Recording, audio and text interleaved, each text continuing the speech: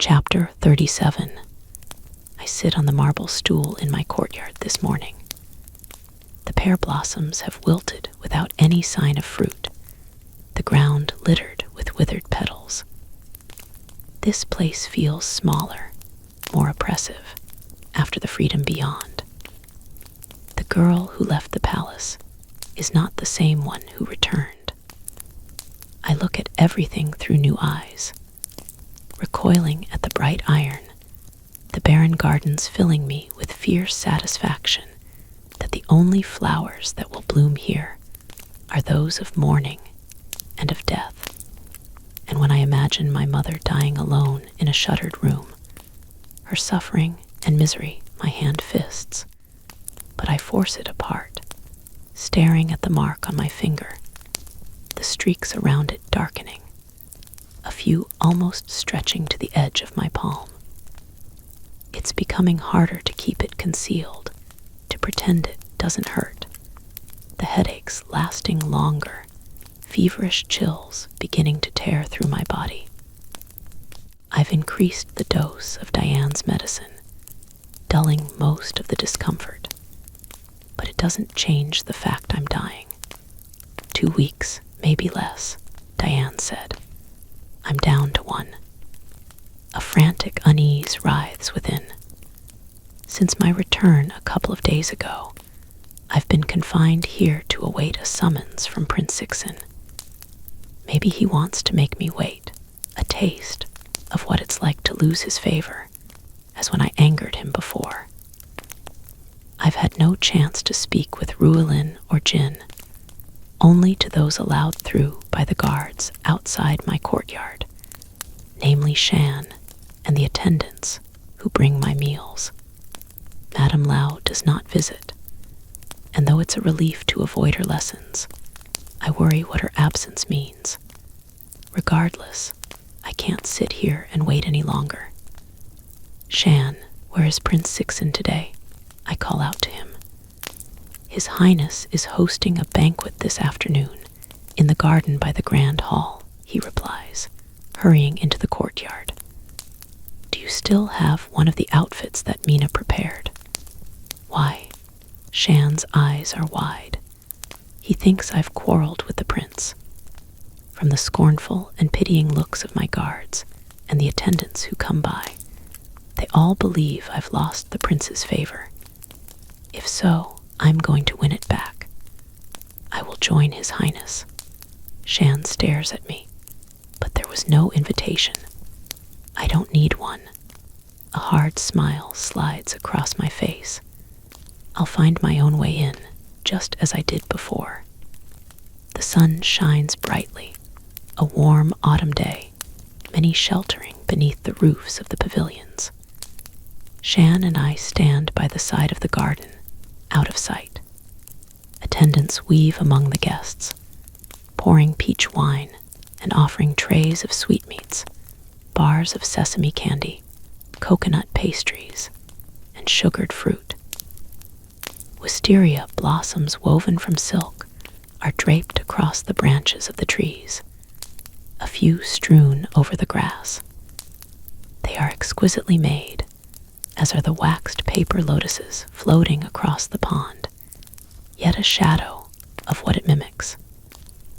Delicate wire-wrought cages hang from rosewood stands, each confining a bright feathered bird. Their beautiful songs fill the air as they crane their necks for a glimpse of the sky. Prince Sixen's white robe is embroidered with gold pheasants, a wide black sash wrapped around his waist. The royal seal hangs from it, my fingers curling at the thought of the dragon trapped within. Once we're in his palace, we are all shackled to his will. Ruelin's warning echoes through me. She sits with Princess Chunlei, in deep conversation with her.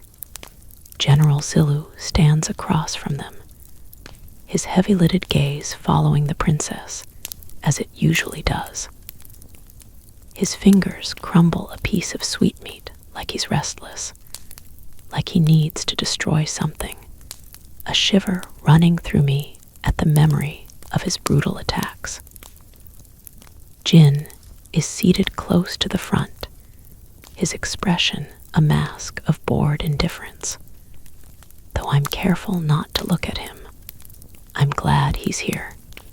Few notice as I approach the dais, all attention riveted upon a pair of bare-chested warriors on a raised platform, sparring by hand.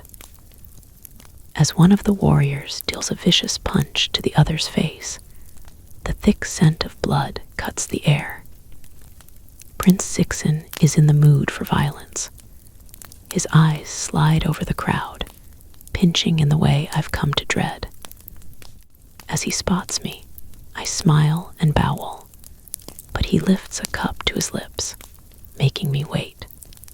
When he finally gestures for me to approach, I walk toward him, my skin crawling at his assessing gaze. He hasn't decided whether to trust me. When I left, I broke something between us, something that I need to fix. Princess Chunlei calls out, "Miss Yining, Lady Rulin told me how you rescued her from the magic wielder. Was she as terrifying as the rumors claimed?" "Every bit," I reply. "She turned warriors into statues." The princess's face clouds. "Lady Rulin, did she treat you badly?" "You were her prisoner." "No," Rulin colors at her own vehemence. "She wasn't cruel, only to those who attacked." She stops, conscious of being too generous to her supposed kidnapper. "Were you in danger?" Prince Sixen asks me in an aloof manner as I stand before him. The memory of the illusion, the kiss, sweeps through my mind. I swiftly banish it. "It was terrifying, Your Highness." My voice shakes like I'm still haunted, trying to rouse his sympathy. "Fortunately, I was only a little hurt. I thank Your Highness for his concern." As an attendant places a chair beside him, I sink down on it gratefully. "I will ask the royal physician to inspect your injuries," he tells me. "There's no need, just a few bruises remain." A brief silence falls, his fingers tightening across his cup. "I thought of you while you were away." "I thought of Your Highness too." I seize the opening, though the words stick in my throat. "Will you want to leave again?" "Never," I lie without pause. I'm rewarded with a small smile, just as a cheer goes up from the crowd watching the wrestlers. One of the fighters has his head locked into the other's elbow. If he can't extricate himself soon, the match will be over. "What does the winner of today's fight receive?" I ask. "Honor, gold, a promotion." Prince Sixen sets his cup down, then gestures toward Rulin. "Lady Rulin, I hope your father will remember the reward promised to Miss Yining for her rescue of you." "I'm sure father will, or if he forgets, a reminder from Your Highness will suffice." Rulin smiles as she adds, "Will Your Highness also reward Miss Yining for her valor?" "Of course." His eyes slide to my face. Yet there are some who question the completion of the task. A coldness snaps across my body. "Who?" Minister Luck steps forward and bowels, the prince's mouthpiece. "Miss Yining rescued Lady Rulin, but where is the magic wielder's body? Where is the proof that she is defeated, no longer a threat to our realm? Her body," Rulin repeats in a thready whisper. I close my mouth before I say something I'll regret. It's safer to let Rulin handle this or Jin. I don't want to rouse the prince's ire by disagreeing with him. "I don't understand." Rulin sounds confused, a fine actress. "I am here, safe and unharmed. Why is anything more needed? The magic wielder was killed when we saved Lady Rulin," Jin interjects smoothly. "Only through her death could the trapped warriors be freed from her spell."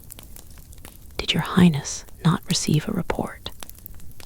"It would be advisable to quash the rumors," questioning the completion of Miss Yining's task. Should Duke Yuan hear, he might reconsider his reward, the one due to us. Jin plays a delicate game as Prince Sixen's eyes flash in annoyance. Yet the prince believes I would trade the starfire for my ring. He's wrong. I'm going to take both. To hide my thoughts, I pick up a wedge of sugared mandarin, eating it though it's too sweet, leaving a cloying aftertaste. I have a proposal for you to convey to Lord Ko, Prince Sixen says, in a commanding tone to Jin. Thorn Valley is our close ally, and we are keen to strengthen our alliance.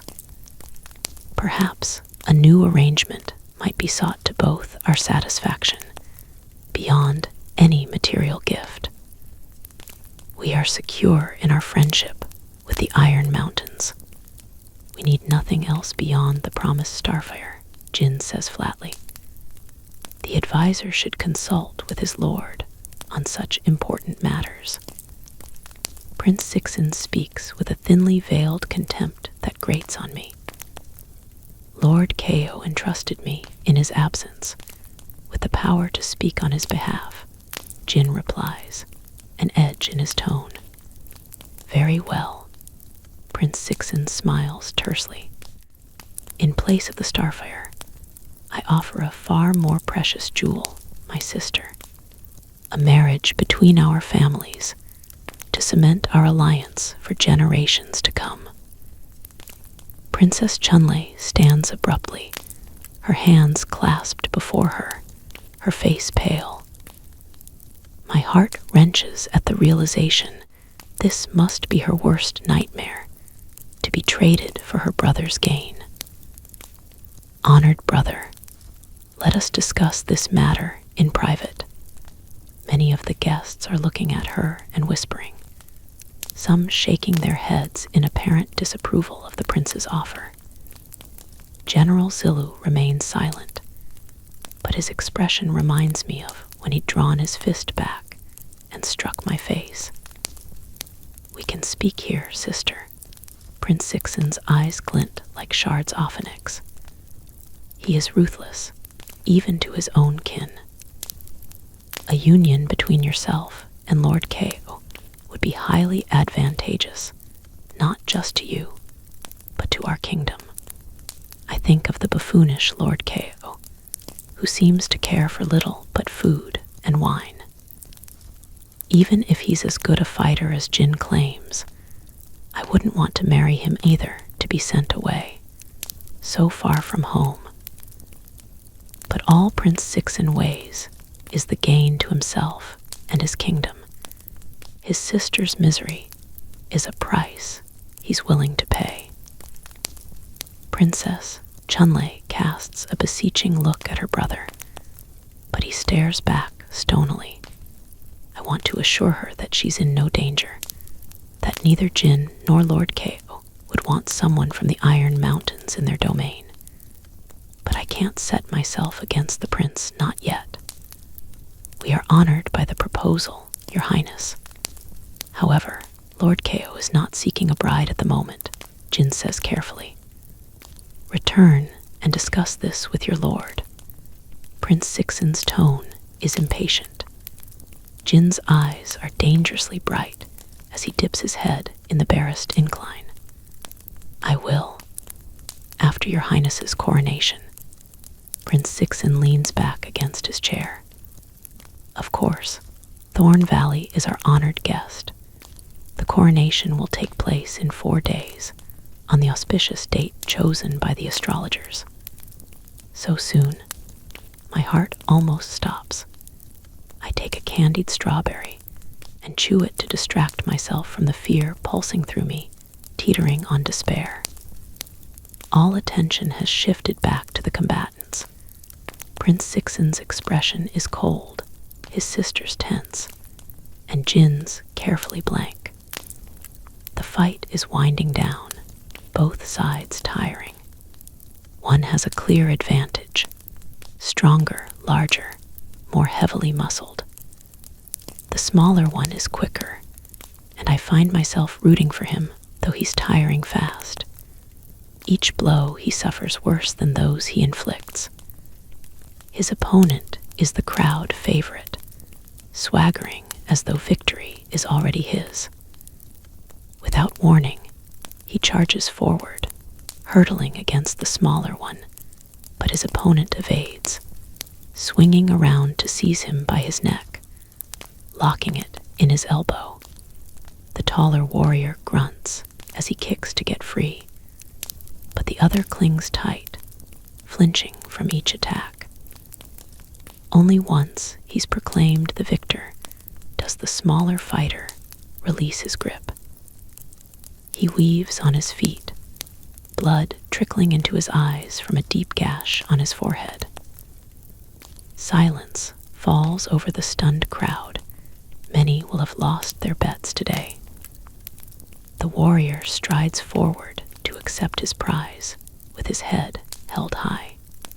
His victory is unexpected, tasting twice as sweet, just as losing is twice as bitter for the defeated.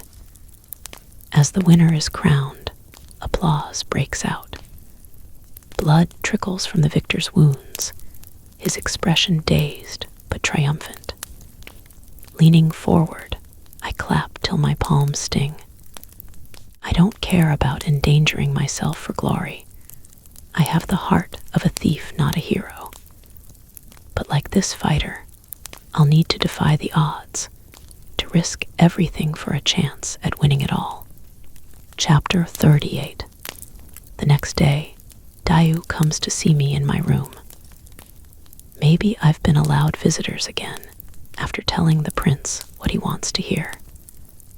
A kitchen attendant, one I've never seen before, has just brought a tray of tea with walnut pastries, melon jelly, and some sugared fruit. Someone must have told Cook Feng how many I'd eaten the day before when I was trying to distract myself. I push the dish away, my stomach roiling at the sight. You have the best food.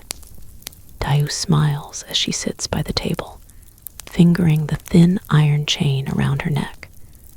Cook Feng is generous, only to those he favors. She takes a grape and eats it, wiping the grains of sugar on a handkerchief. I should visit you more often, especially during meals. I laugh. I'd be glad for the company. Are you happy to be back? She asks. Or did you prefer the trees of the amber forest to our courtyards? The company of the handsome advisor from Thorn Valley. She grins as she says the last. Don't hesitate. Of course, I'm glad. There is no place like the Palace of 9 Hills. While I like Dayu, while she's been kind to me, I'm taking no chances. Betrayal isn't always rooted in malice. It could be a slip of the tongue, an unthinking comment. Were you afraid to travel with the Thorn Valley soldiers? They appear brutish and uncouth, except for the advisor. They kept to themselves most of the time, I reply. There wasn't much opportunity for conversation. We had to travel at a quick pace. I don't envy Princess Chunlei's fate, to be married off there. And what if some of us must follow her to Thorn Valley? Dayu asks with a shudder. I sense the princess wouldn't want to be pitied, nor would she force anyone to accompany her. She left the moment the banquet ended yesterday, her head held high. It's not been decided yet. Maybe Lord Kao will decline, or His Highness will change his mind. Why would Lord Kao refuse? It is a great honor to be offered our future king's only sister as a bride. Moreover, Her Highness is beautiful, kind, and gracious. His Highness should find another suitor that the princess would like more. Someone closer to home, I suggest. Marriage has always been a tool for the royals. Prince Sixen must think of what is best for his kingdom. Yet, His Highness can marry who he chooses. I speak lightly to blunt my words, because he will be king. Even then, he will also marry to strengthen our kingdom. Her eyes flicked to me, curious and questioning. There was a lot of gossip after you left. Why? I feigned surprise. What did they say? She picks up a wedge of mandarin and chews it slowly. Some believe your leaving was a ploy to make His Highness desire you more. Others imagine it was to elevate your own position, to secure one from His Highness. It rankles how no one conceived the truth, that I didn't want to marry the prince. But the gossip is useful for me to weave my lies into. As Dayu bites into a candied apricot, more sugar scatters on the table. I sweep it aside with my hands from habit, but then a sudden whimper slips from her throat. She sways where she sits, her face dotted with sweat, her radiance faded like sun-worn silk. What's the matter? Are you sick? I ask urgently. So cold, she rasps, clawing her throat like it's an effort to speak. Panic grips me as I call for the guards. Summon a physician. Miss Dayu is ill. My fingers are stinging as I frantically untie the pouch that hangs from my sash, the one from Diane. I pull out the herb for stomach discomfort and slip it between Daya's lips. But she retches, hoarse, racking sounds, her arms clutching her body. Foam beads on her lips, her skin ice cold. I pull Dayu's arm over my shoulder to help her to my bed.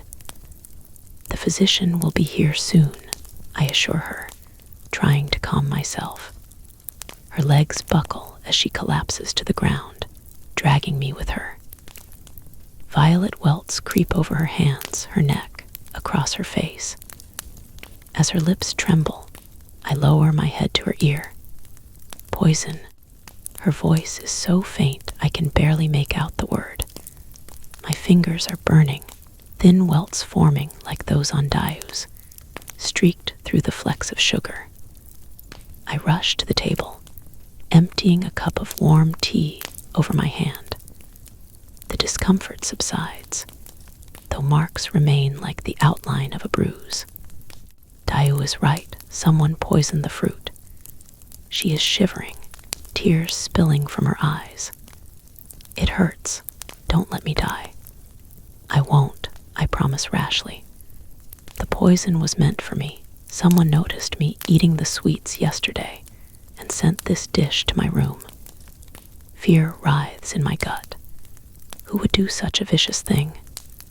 That's the peril of being in the palace, surrounded by strangers. You forget how dangerous they can be. I rummage through the herbs again, strangled gasps breaking from Dayu. She thrashes on the floor, her skin a sickly ash, a tattered shadow of her former self. She is dying. If only I could help her. If only I knew how. A thought darts through my mind, something my sister told me. A kiss from a flower spirit can cure any poison. I stare at Dayu, doubt rising, but as her eyes close and her body goes limp, I don't think anymore. I bend to shift her face to mine, then press my lips to hers. They are cold and soft, coated with a cloying sweetness like the juice of overripe fruit. She doesn't struggle. Her eyes fluttering, footsteps thud outside, a rush of them. At once, I straighten, moving away. Prince Sixen stalks into the room, his eyes sliding from me to Dayu, then taking in the chaos of the chamber.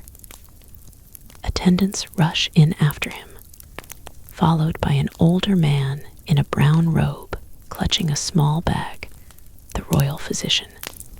He kneels by Daya's side, taking her hand to feel her pulse, then checks the whites of her eyes. What happened? Prince Sixen demands. Dayu ate some sugared fruit and became sick. I think she was poisoned. I sound breathless, yet he doesn't seem to notice. The dish was brought to my room. Who would dare? His voice is guttural with wrath. The royal physician gestures for the dish to be brought to him. He sets Dayu's hand down and sniffs the fruit, inspecting it carefully. Serpent root, he says gravely. There is no known cure. The best we can do is to make her last moments comfortable. Send guards to the kitchen. Search for any trace of foul play, Prince Sixin commands. Once we find the culprit, they will be punished. Your Highness, what about Dayu? I ask. If the royal physician can't cure her, no one can. Dayu turns on her side, retching violently. Yet some color stains her face now, no longer that sickly ash. Hope surges as the physician takes her hand, listening to her pulse again, his head bent. Finally, he pulls out a medicinal ball the size of my thumbnail and pushes it into her mouth, giving her a drink of water to wash it down. Her throat convulses as she swallows, her breathing gradually calming. The physician points at the dish of fruit. Are you sure she ate this? I nod. Will she be all right? I believe so, he says slowly. Her vitals are improving. This is most unexpected. Serpent root is fatal, one of the most potent poisons. She only ate a little. I'm eager to douse the suspicion in the physician's keen gaze, even as I recall the sugar scattered over the table, the pieces she'd consumed. But she's safe. It had worked. I'd cured her. We must find out who is behind this despicable act, Prince Sixin says harshly. How dare they target those under my protection? The fruit was brought here by an unknown attendant. Was the poison meant for me? Now that Dayu is better, my mind shifts to opportunity, a way to stir Prince Sixin's protectiveness. Yet fear still flickers that someone wants me dead. They will regret it. I won't let them hurt you, he assures me. I slump as though overcome by shock. When Prince Sixin's arm goes around my shoulder, I make myself lean against him like I crave his support, his strength to keep me safe. As he strokes my hair, a tremor runs through me. I tell myself I hate this, a despicable farce necessary to win back his trust. I can't simply hope things will fall into place. Fate is fickle and fleeting, and not my ally. For many like me, victory is never yielded as a gift. Any triumph must be planted, harvested, then seized. Chapter 39. Tonight, I dress to draw attention.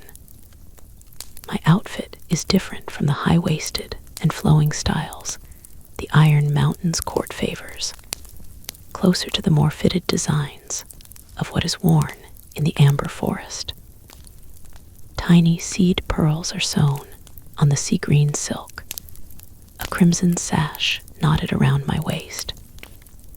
Jade combs are tucked into the black coils of my hair, my lips reddened with balm. Diane's amethyst ring with the nitroot powder glitters from my hand, her pouch of herbs discreetly fastened by my waist. Nights feel darker in the palace of 9 hills with its black roofs and stark walls, the dimly lit paths away from the main buildings. I follow the strains of music that thread the quiet, leading me better than my eyes toward the dining hall. Tonight, it is lit by hundreds of candles, their golden light spilling through the latticed doors. Closer to the entrance, the rich scent of magnolias wafts from the branches, crammed into vases. The marble floor gleams, the carpet rolled away. Unlike in the day, when the mahogany tables are laden with food. Tonight's affair is more formal, with the guests seated along the walls. Attendants weave among them, serving plates of roasted quail, pickled jellyfish, scallops in their shells. The silk hangings that flutter from the wooden pillars are strung with copper bells that tinkle with the breeze. As I step into the hall, Prince Sixen's eyes flick toward me. His white brocade robes are fastened with a silver sash, his hair swept into a top knot and tucked into a headpiece of iron and lapis. He straightens slowly, his hands sliding along the armrests of his throne. My feet halt instinctively, but I push myself onward. Tonight, I will leap into the current to see where it bears me, yet I won't let myself drown. Ruelin inclines her head at me, her pink gown matching the tourmalines that adorn her brow, arranged in the pattern of a lotus. Princess Chunlei is absent, a relief that she won't witness me making a fool of myself. Without her presence, General Zilu watches me from the other side of the hall, his eyes pinched. His hand brushes the hilt of his sword like he's thinking of cutting me with it. Right now, I'd rather be stabbed than go through with what I have planned. One of the Thorn Valley soldiers calls out Jin's name. My head swings involuntarily, but I stop myself in time. Prince Sixen sees shadows everywhere. While his coldness has thawed, he's not forgiven me yet. As I sink into a low bowel before the prince, he gestures to the seat beside him. Sit with me. It's not a request, but even if it were, I wouldn't turn him down tonight. You are late. I was beginning to wonder if you were coming. I stitch on a bright smile. Why would I stay away? I've been gone long enough. Deliberate words, offering an opening for him to speak his mind, to yank any lingering mistrust out into the open. As I sit down, an attendant fills my plate with food. I eat everything, despite a lack of appetite. A full stomach is vital for tonight. Prince Sixen's mouth thins as he glances at Jin, then back at me. Did you enjoy your travels? I grimace like he wants me to. The company was dull. We slept on the ground, our food was tasteless, and there was little chance to bathe or rest. Prince Sixen's eyes are as opaque as ink. I can't read him tonight, not since I returned. Then, why did you do it? Why did you go? I clasped my hands, folding my shoulders inward. I'd never been outside the Iron Mountains. I'd heard the Amber Forest was a place of wonder, but it's nothing like your palace, your highness. His lips roll tighter. He doesn't believe me. There is another reason. My voice drops like I'm embarrassed. Your highness honored me above all others, but many in your court disdained me. When you spoke of our future, I felt overjoyed, but also unworthy, without position or wealth of my own. Who? His tone ripples with menace. Tell me who insulted you. Give me each name. I recall how Anley was whipped for spilling tea on him, the harsh fine imposed on Lord Liuming for his insult. But I need to give the prince reason to believe me, to think I'm not holding back anymore. Lord Liuming. I offer the one he's already punished. There are others whose names I don't know. If anyone dares to disrespect you again, come to me at once.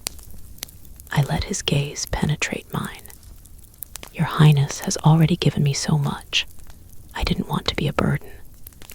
I wanted to win your highness's respect, to prove to your court I deserved your favor. Practicing these lies has given them the cadence of truth. He drums his fingers on the table in a steady rhythm. I'd already offered you a place by my side. You offered me a place as one of your consorts, your highness, I counter. Prince Sixen stills. This catches his attention, perhaps answering something in his mind. He is arrogant enough to believe I'd want him all to myself, preferable to imagining I didn't want him before. You want to be queen? He asks in silken tones. Such ambition, he'd understand. I take a sip of wine to loosen the words I must utter. I want to be the most important person to you, I lie earnestly. Not one of many, easily discarded or forgotten. For a moment, I'm caught in his fathomless gaze, traveling through the past, imagining we aren't who we are, that his father didn't kill my mother, that his family isn't trying to destroy my home, that he isn't caging the dragon in the seal and keeping my ring from me, that he's the prince I'd dreamed of, who'd lift me from life's troubles rather than being the root of them. But I can't be a fool anymore, believing in fairy tales. Life has become too dangerous for them. His grip tightens yet is still light enough that I can pull away. The strength has fled my limbs as I follow him down the dais, trailed by his attendants and guards. I stumble once, unintentionally, Prince Sixen's hand moving up my elbow to steady me, his eyes meeting mine. Send the bowl to my chambers, he orders the attendant. Even with Diane's herbs, the warmth of the wine seeps into me, my head beginning to spin. Quickly, I reach for an apricot, biting into the soft flesh. It tastes like honey as I lick the juice from my lips. The prince's gaze is riveted on my mouth. As I wipe my fingers against a piece of silk, he catches my hand, his thumb gliding across my wrist in a firm stroke. Are you still hungry? I shake my head.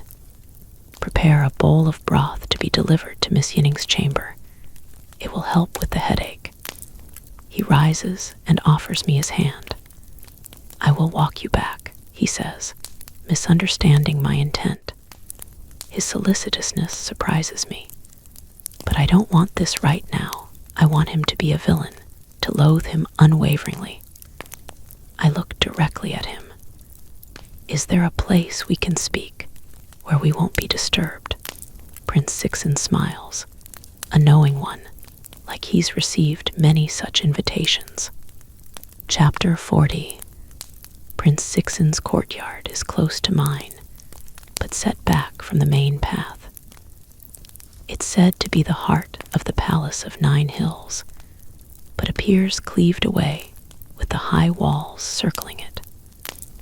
Soldiers flank the entrance, dozens more patrolling the area, watchful and alert. I quicken my step to keep pace with the prince, his stride longer than I'm used to. We enter through the red lacquered doors into a vast courtyard. Towering trees shield the place from outside, delicate sprays of water arching from a marble fountain, glimmering like rainfall as they catch the light from the lanterns. A wide building rises from the middle of the courtyard, its walls gleaming like mother of pearl, its sloped roof adorned with small gold sculptures of animals. My old home would fit 5 times over into the building. Inside, the candles are already lit, a sandalwood fragrance drifting from an incense burner. Miniature trees planted in carved bronze pots are set in each corner. The windows are latticed in a design of squares interlaced with gilded flowers, closed and latched from within. A silk carpet covers the wooden floorboards, embroidered with scenes of a forest, of birds alighting on branches, clusters of red jujube dangling beneath. yellow brocade covers are tucked neatly into the large bed by the side of the room, the curtains drawn back and tied to the posts. As Prince Ixen's attendants follow us inside, I frown. Are your attendants present even when you sleep, Your Highness? I want no witnesses tonight, even if the price is merciless gossip tomorrow. A beat of silence pulses through us. It depends on who is with me, he says at last. Do I look dangerous? I ask archly. I've seen you use a dagger. You'd make a fine assassin. It doesn't sound like a joke when he says it, but I laugh anyway. Does your Highness think I could beat you in a fight? An intriguing challenge. You did defeat my general. I would even enjoy finding out, he drawls, his black eyes sliding to my face. But I'm not in the mood for fighting tonight. With a curt command, Prince Ixen dismisses the attendants. They leave at once, pulling the doors shut after them with a heavy thud cutting off the ripple of the fountain. Hopefully, all sound from within is buried too. Alone with him, my pulse races, not in the flutter of anticipation, but an uneven, jolting rhythm. As he pulls off his outer cloak and tosses it over a wooden rack, my eyes are drawn to the broad silver sash around his waist. The iron seal dangles from it, revulsion flooding me at the thought of the dragon cruelly caged within those lightless walls.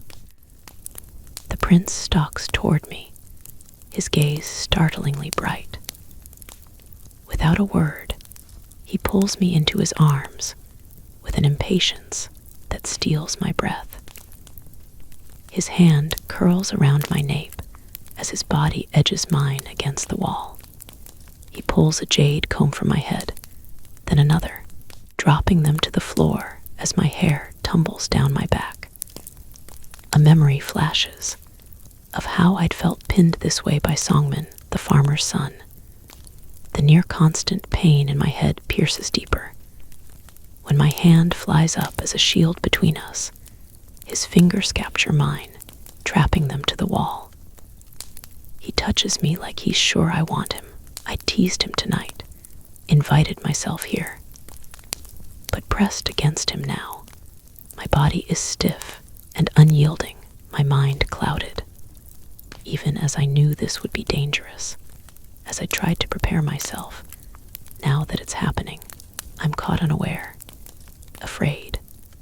Prince Ixen lowers his face to me, but I turn aside, his mouth sliding along my jaw, trailing down my neck. I'm not kissing him back, my eyes screwed shut, my hands bracing to shove him away.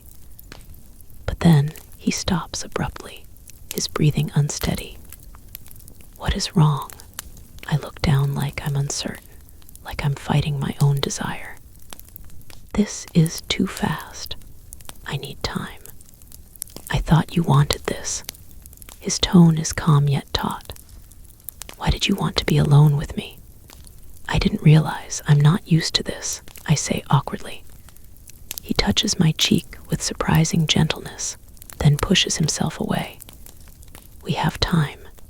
There is no rush. I tuck away a lock of loose hair, trying to regain control of myself. He is staring at my hand, the one with Diane's amethyst ring.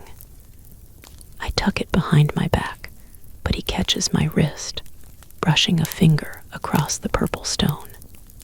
I didn't see you wear this before. It's an unusual cut of the stone. Is it a gift?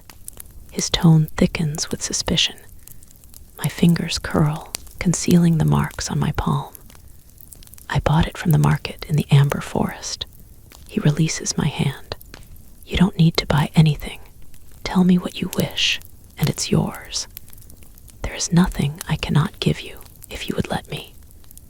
He's not talking about the amethyst ring anymore. An idea flickers in the haze of my mind. Your Highness knows what I want. Your old ring, the wooden one. He's watching me carefully. We have far better jewels in the treasury. Its worth can't be weighed that way. I move to sit by the table. My ring was given to me by someone close, a lover, he interjects cuttingly.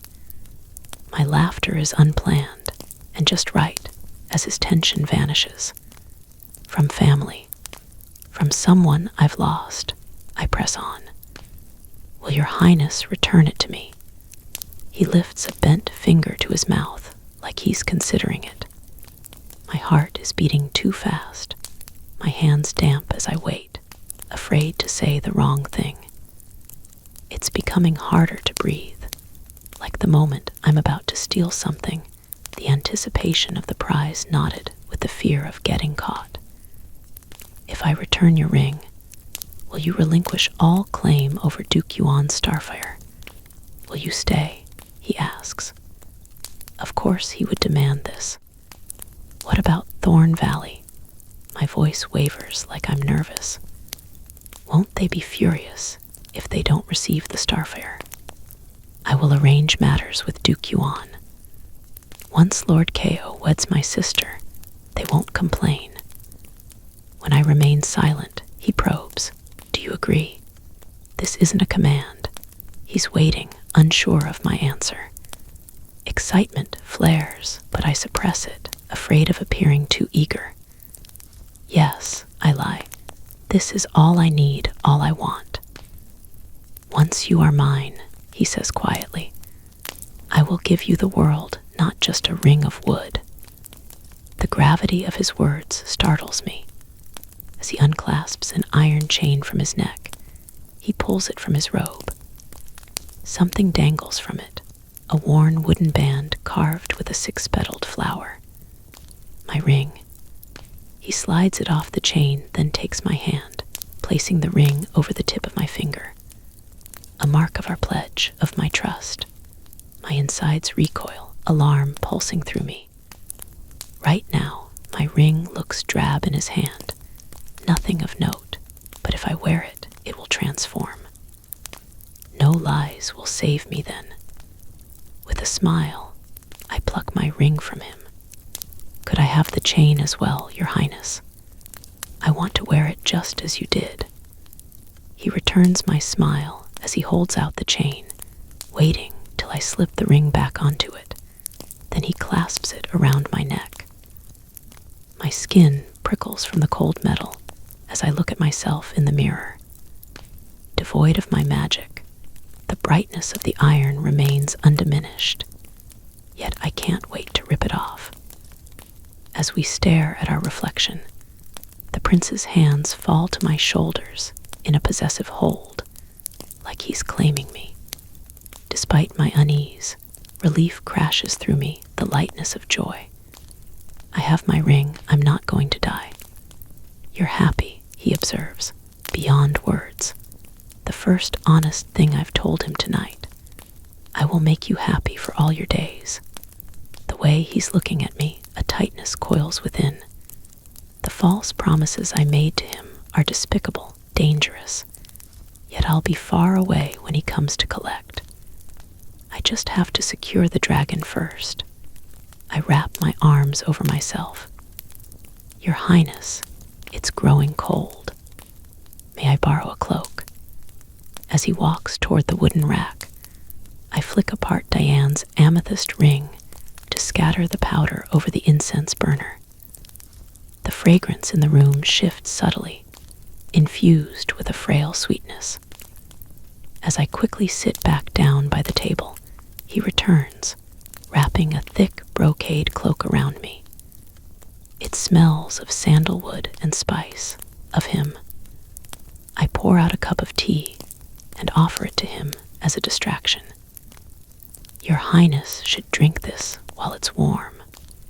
As he takes it, I resist the urge to glance at the brazier, toward the perfumed smoke winding from it. Prince Sixen blinks slowly, like his eyes are growing heavy, like he's struggling to see. I lapse into silence, waiting for the incense to work. It only takes a few moments more for his body to slump, his head falling upon his palm. I rise and bow to him. Your Highness, it's late and you're tired. I will retire to my room. I speak clearly to imprint this in his consciousness. He nods groggily as he rises, staggering to his bed. At once, I move to the door, but don't open it, wary of the guards outside. Instead, I slip into a corner of the room, folding myself into the shadows, my body tense, until all falls quiet. Prince Sixen is fast asleep, half sprawled across the bed, though his legs are still on the ground. In slumber, he looks younger, his eyelashes curved against his skin. When he awakens tomorrow, all he will recall is that I bid him good night and left his room. I blow out most of the candles, leaving just one, then pull Prince Sixen's legs onto the bed. He is heavier than he looks, but I'm strong from lugging firewood and water back in my old home. The ring tingles against my chest, hot then cold, the mark on my finger pulsing with sudden force. As the prince shifts to his side, the air prickles with tension. I reach for the iron seal, but he thrashes. His limbs jerking, I snatch my hand back. His eyelids flutter. Is he waking already? But then his body stills, a low sound rolling from his throat. Maybe it's the nightmare from Diane's herb. The seal thrums, the metal gleaming, the starfare above it glittering. Anticipation spikes as my hand hovers over the seal, my fingers closing around it, cold, like it's been buried in the snow. Along each corner are slender ridges like bars, etched with strange markings. As I press them, trying to pry them apart, the starfare blazes brighter. The carvings aglow as tendrils of smoke pour from the seal, pain erupting. Like I've plunged my hand into hot oil. Chapter 41. If hell exists, this is it. I'm burning, lashed by seething agony, unable to think or scream as I curl over. My fingers are locked on the seal, welded to it, the etchings searing like embers. Smoke twists from the seal, winding around my arm. As its grip tightens, a coldness spears my body. A scream crowds my throat, but I choke it down. If the guards come in, if Prince Sixen wakes to find me trapped this way, he'll take back my ring. He'll lock me up. More smoke pours from the seal, coalescing into a towering pillar. 2 points flare to life, like eyes, aglow with the harsh brightness of the starfire, akin to the head of some nightmarish serpent.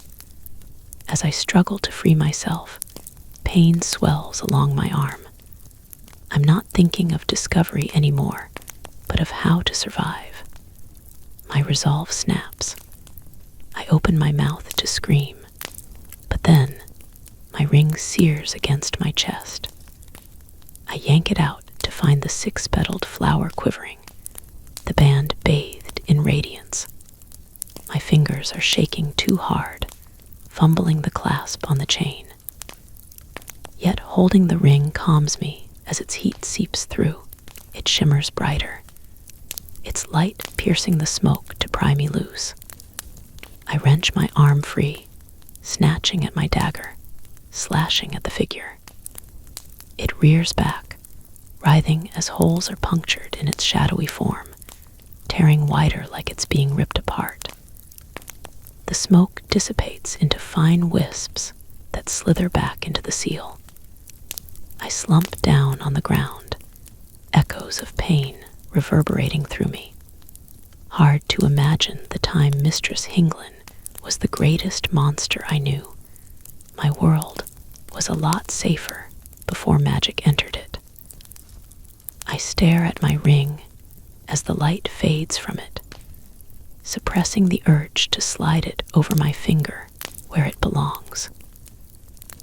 Not yet.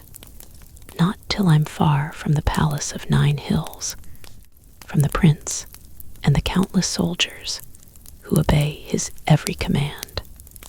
As I tuck the ring back into the folds of my robe, only then do I hear it.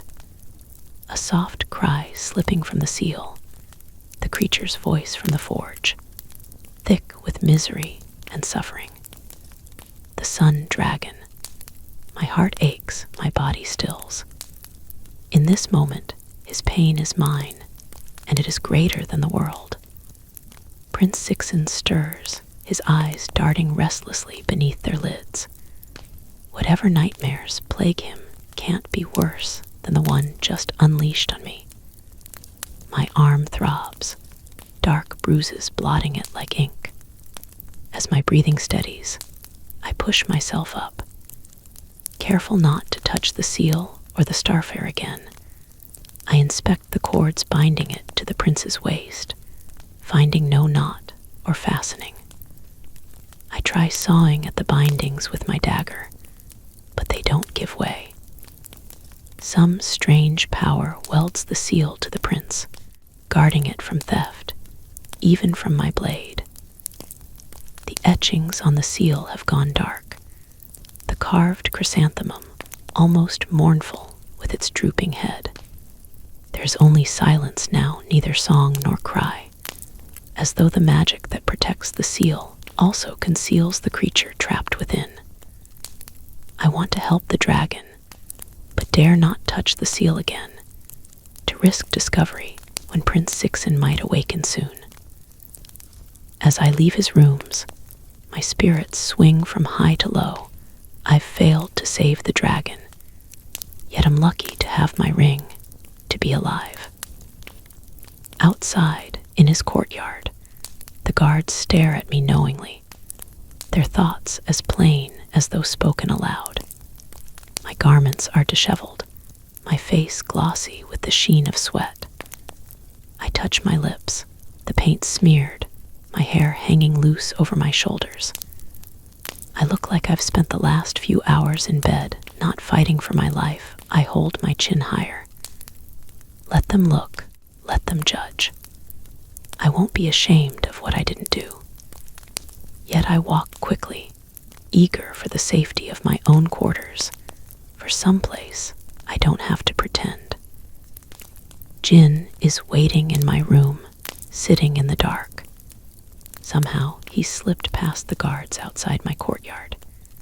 He rises as I enter, warmth surging through me at the sight of him. I close the door, then light a candle. You shouldn't be here. I couldn't stay away. His eyes comb me. Are you hurt? Just my arm.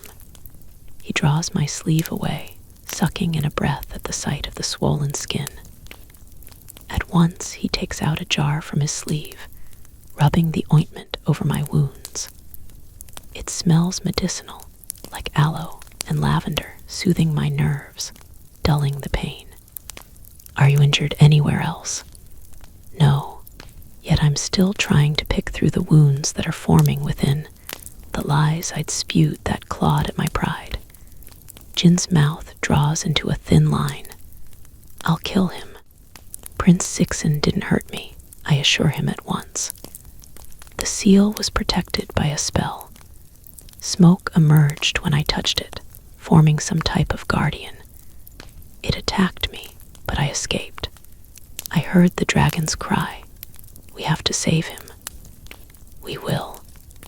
As for your ring, I pull out the chain clasped around my neck, my ring dangling from it.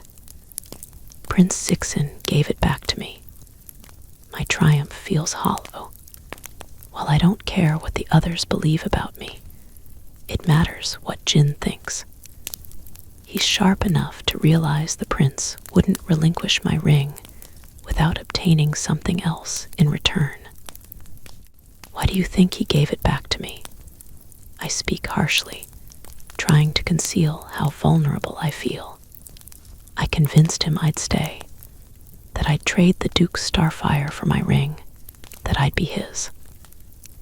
I'm baiting Jin, eager for a fight to quench my frustration, my anger at failing to help the dragon, at the things I've had to say and do here. Jin closes the distance between us, folding me into his arms. Despite everything, my body curves instinctively into his like. It craves his touch. My lingering resentment and uncertainty slip away, Diane's warnings fading from my mind.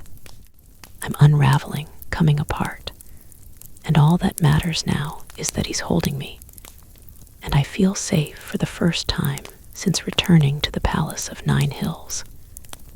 Don't feel shame in tricking him. He pulls away to look at me. Prince Sixen is without honor, seizing what doesn't belong to him. He lies to his court, his people, maybe even to himself. All that matters is you're safe, that you're not going to die.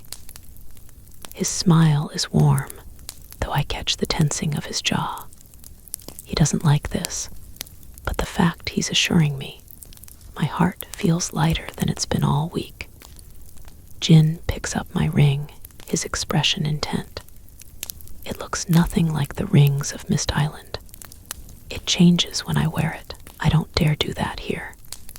I must be patient until we escape, or until I can no longer endure it. How do we save the sun dragon? I ask. My ring freed me from the guardian's hold, but it returned to the seal. I didn't dare touch it again. What else do you recall?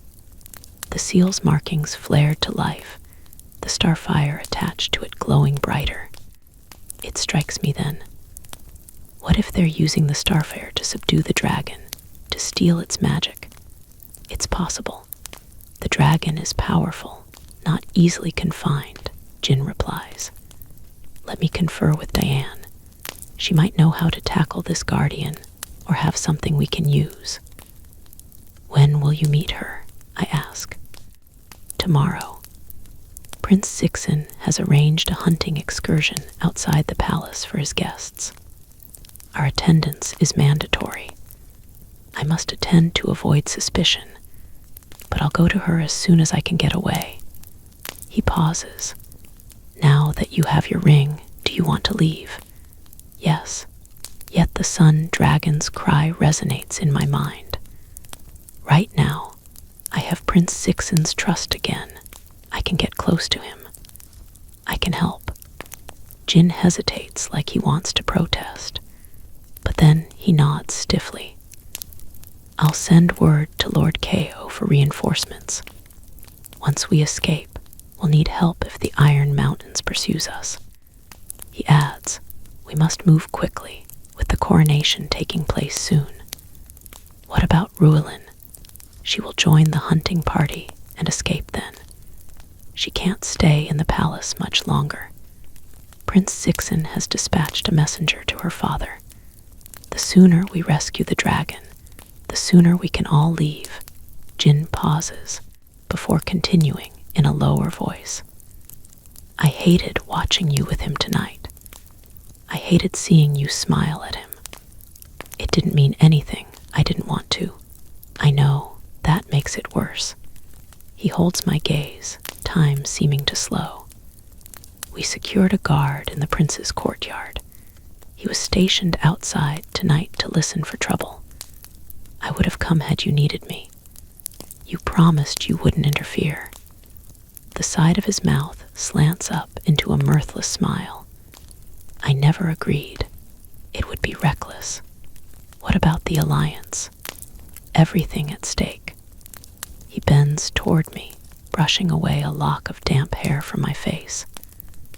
I've always believed if the price of winning is too high, we've already lost.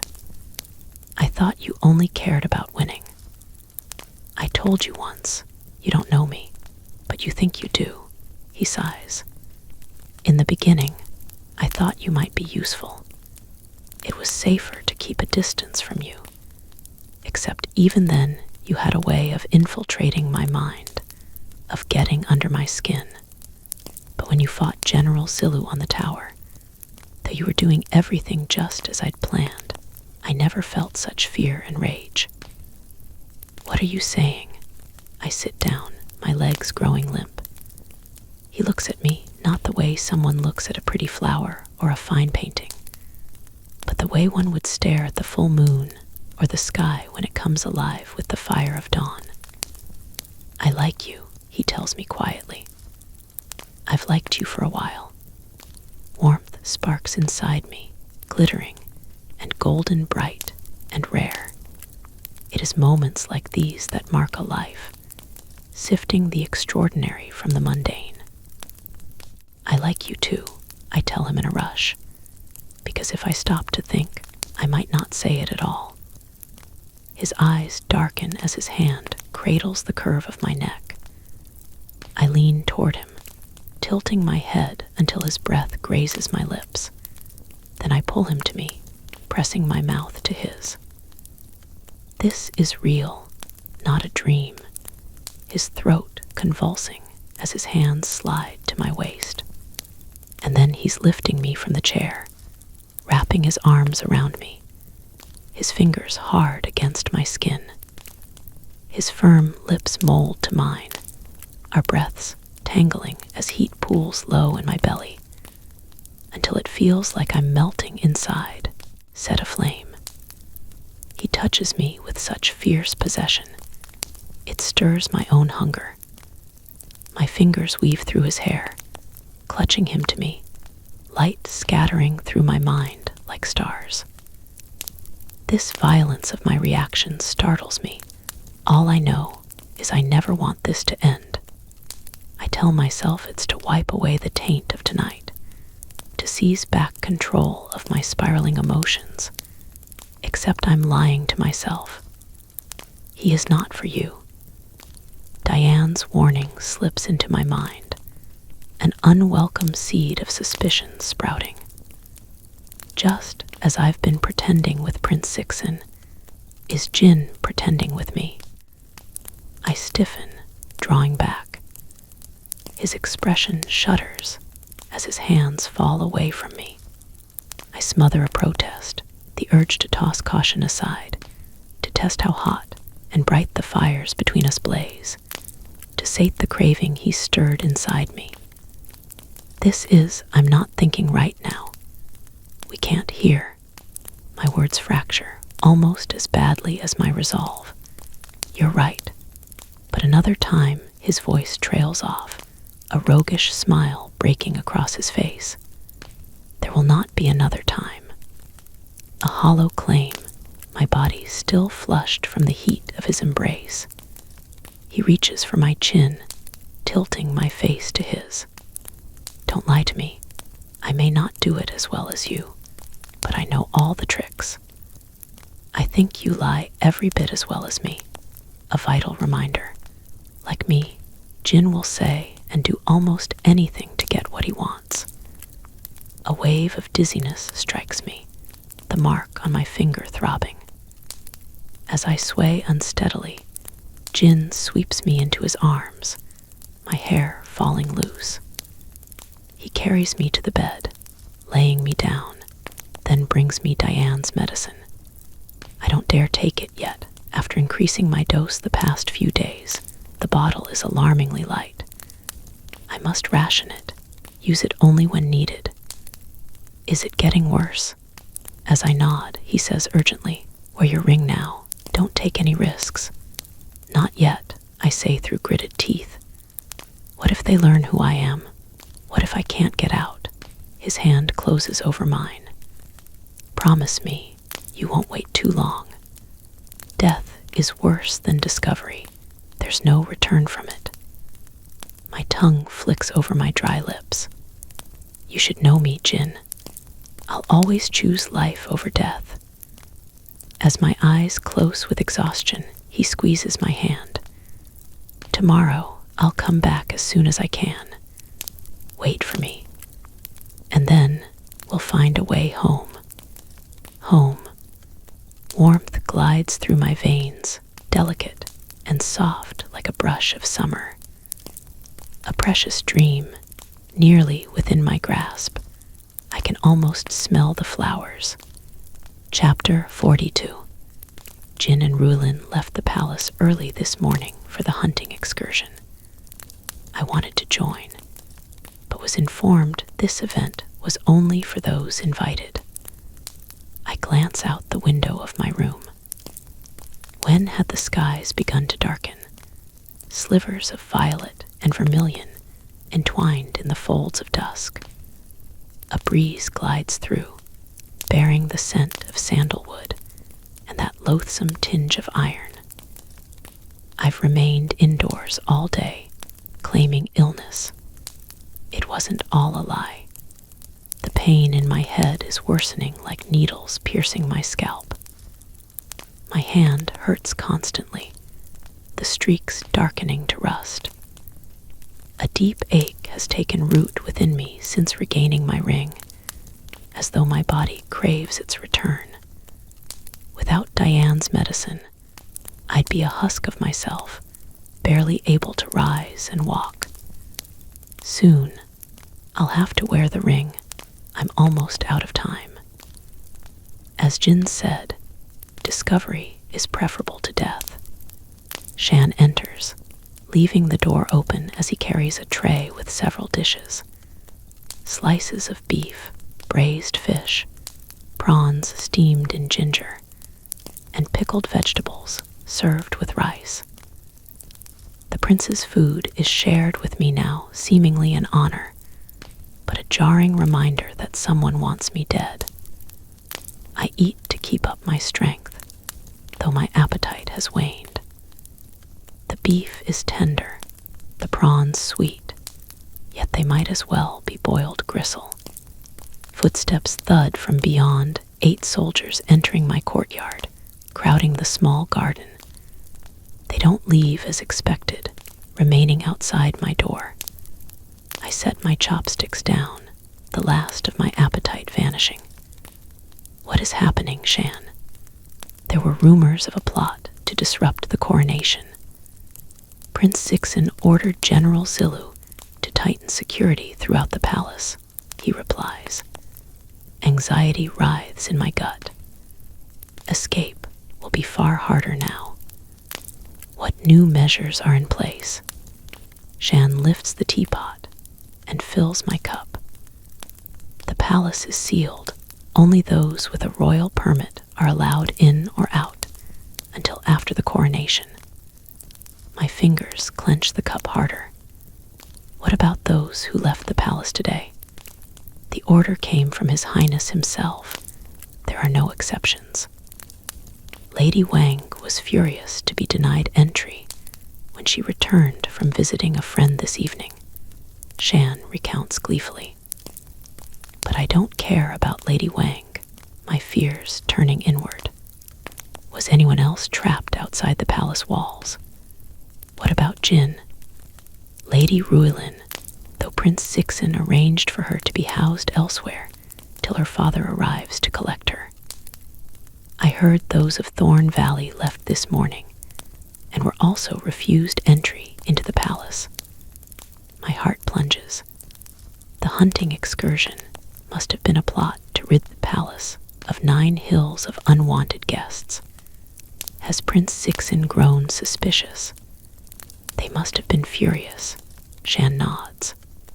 A few ministers argued that our alliance was at risk, but His Highness refused to listen.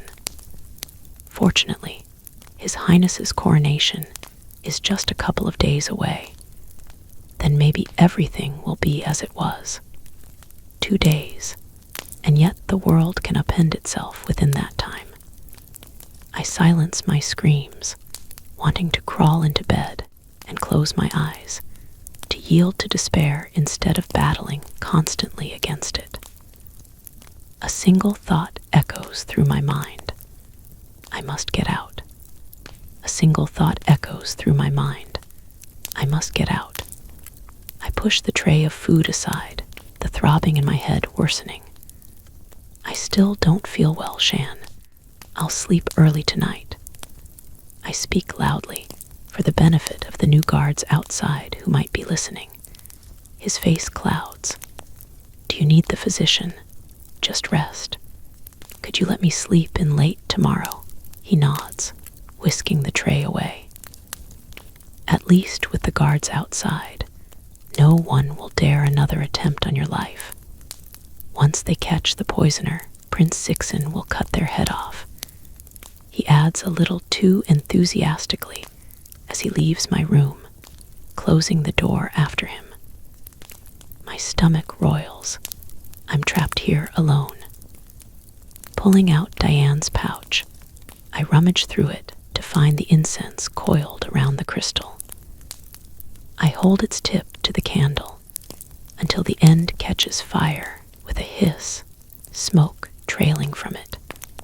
As the flame settles, I drop the incense into the brazier, praying that Diane or Jin are searching for me too, that it won't be wasted. Then I blow out the candle and climb into bed, pulling up the covers and closing my eyes. Few things are harder than trying to sleep when everything is falling apart. A sweet fragrance drifts from the brazier, the scent drawing me back to the tower in the swamp. Strange how it was a dream, and yet few things felt more real. I think of Jin, of waking beside him, remembering how his hair fell across his forehead, and of my sister, waiting beyond the palace walls. My chest clenches, and then I fall. My palms are pressed against the soft grass, the sun blazing down on my face, clouds of rose and gold rolling across the heavens. Butterflies dart over the meadow, as beautiful as the flowers they linger on. Iridescent rain falls from the skies, yet my clothes and hair remain dry, each jeweled drop caught between the grass, until it glitters like a field of stars. A place this beautiful can only exist in a dream. Diane, I call out as I push myself up. Jin, there's no answer. I start walking. I don't know where, just that it's better than doing nothing. Again and again, I call their names until my throat is parched. Water, I murmur to myself, looking around. The rush of a river catches my attention, and I hurry toward it. Crouching by the stream, I cup my hands to take a long drink. A faint suspicion flares.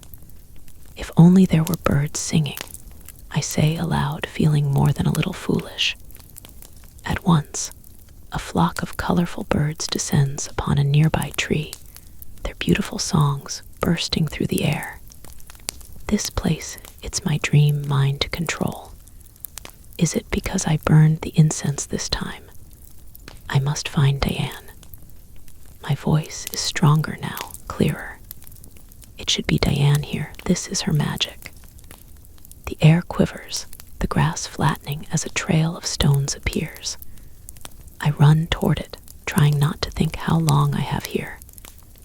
With each step, more stones emerge, those behind vanishing like water on sand.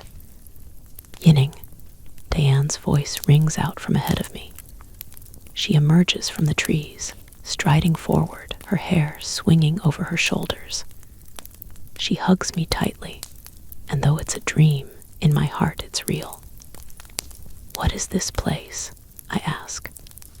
Her smile is tinged with sadness. We're both thinking of home. You may not remember, but your heart does. I stare around in wonder. Is Mist Island this beautiful? This is just one part of it. Like any place, there are darker corners too, but I love them all. The sides of her mouth dip. There isn't much time until the incense burns out. What is happening? Are you safe? Prince Sixen sealed the palace.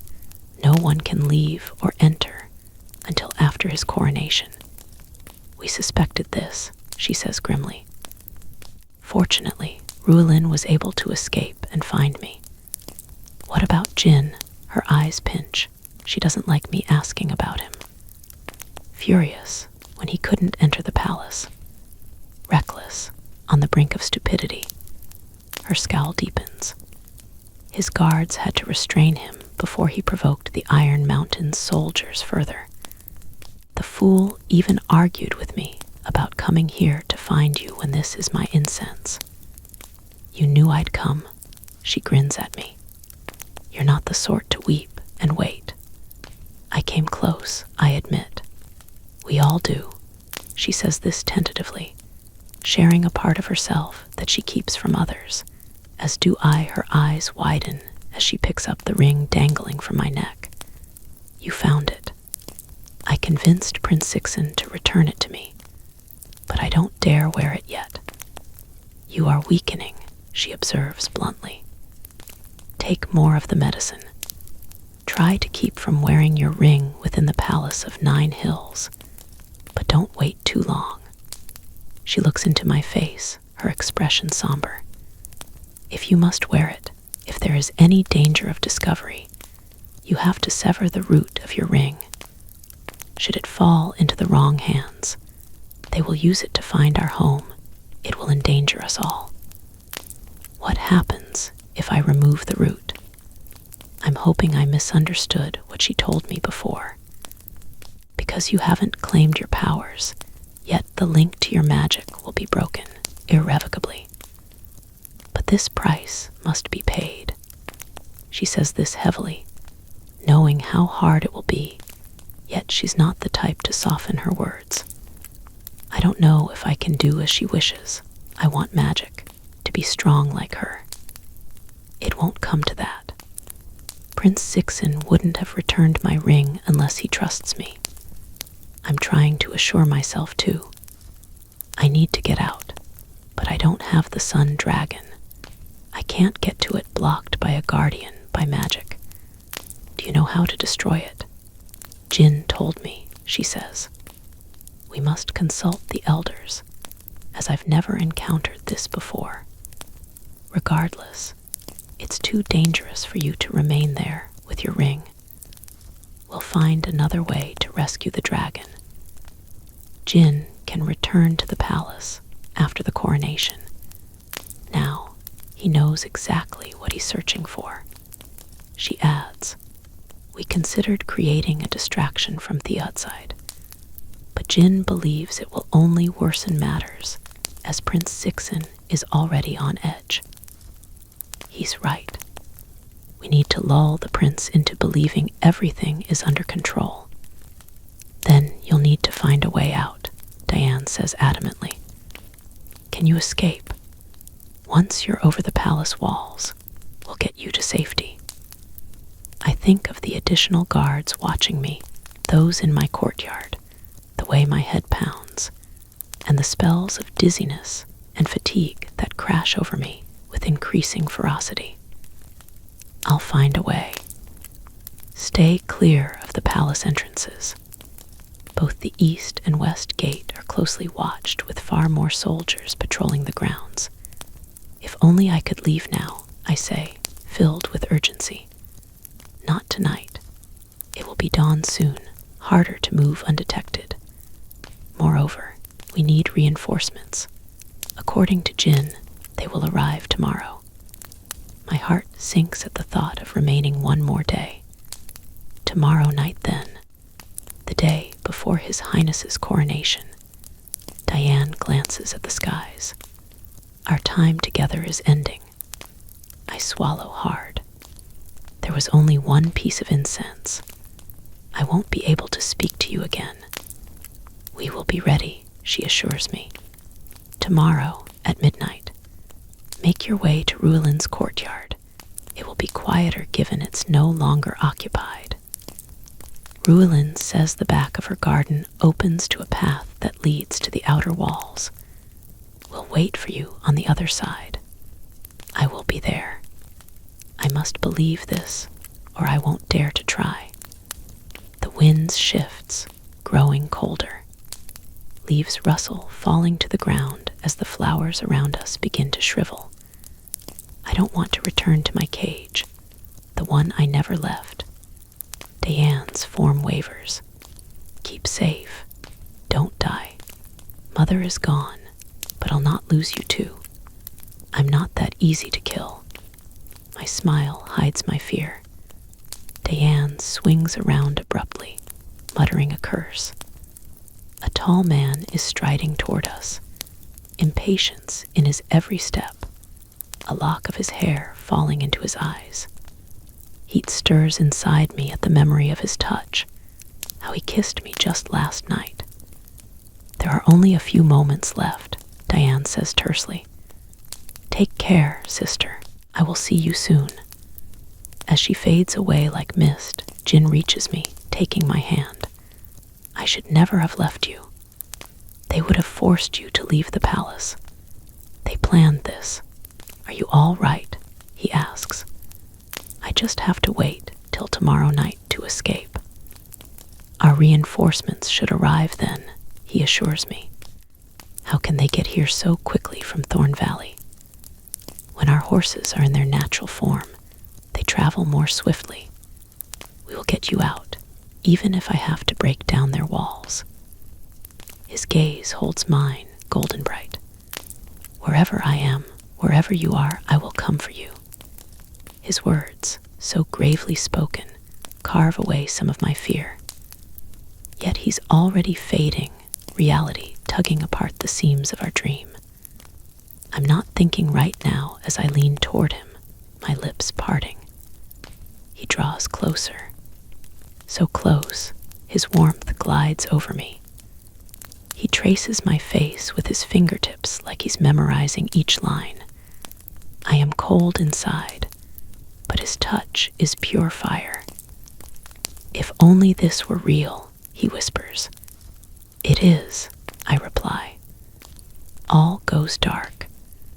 And then I wake alone in my room, back in the Palace of 9 Hills. Chapter 43. I'm lying on the bed, shivering and aching all over, the pain in my head intensifying. My hand is clenched by my side to hide the marks, so dark they appear black in the dim light. A biting cold suffuses me, even as my body burns.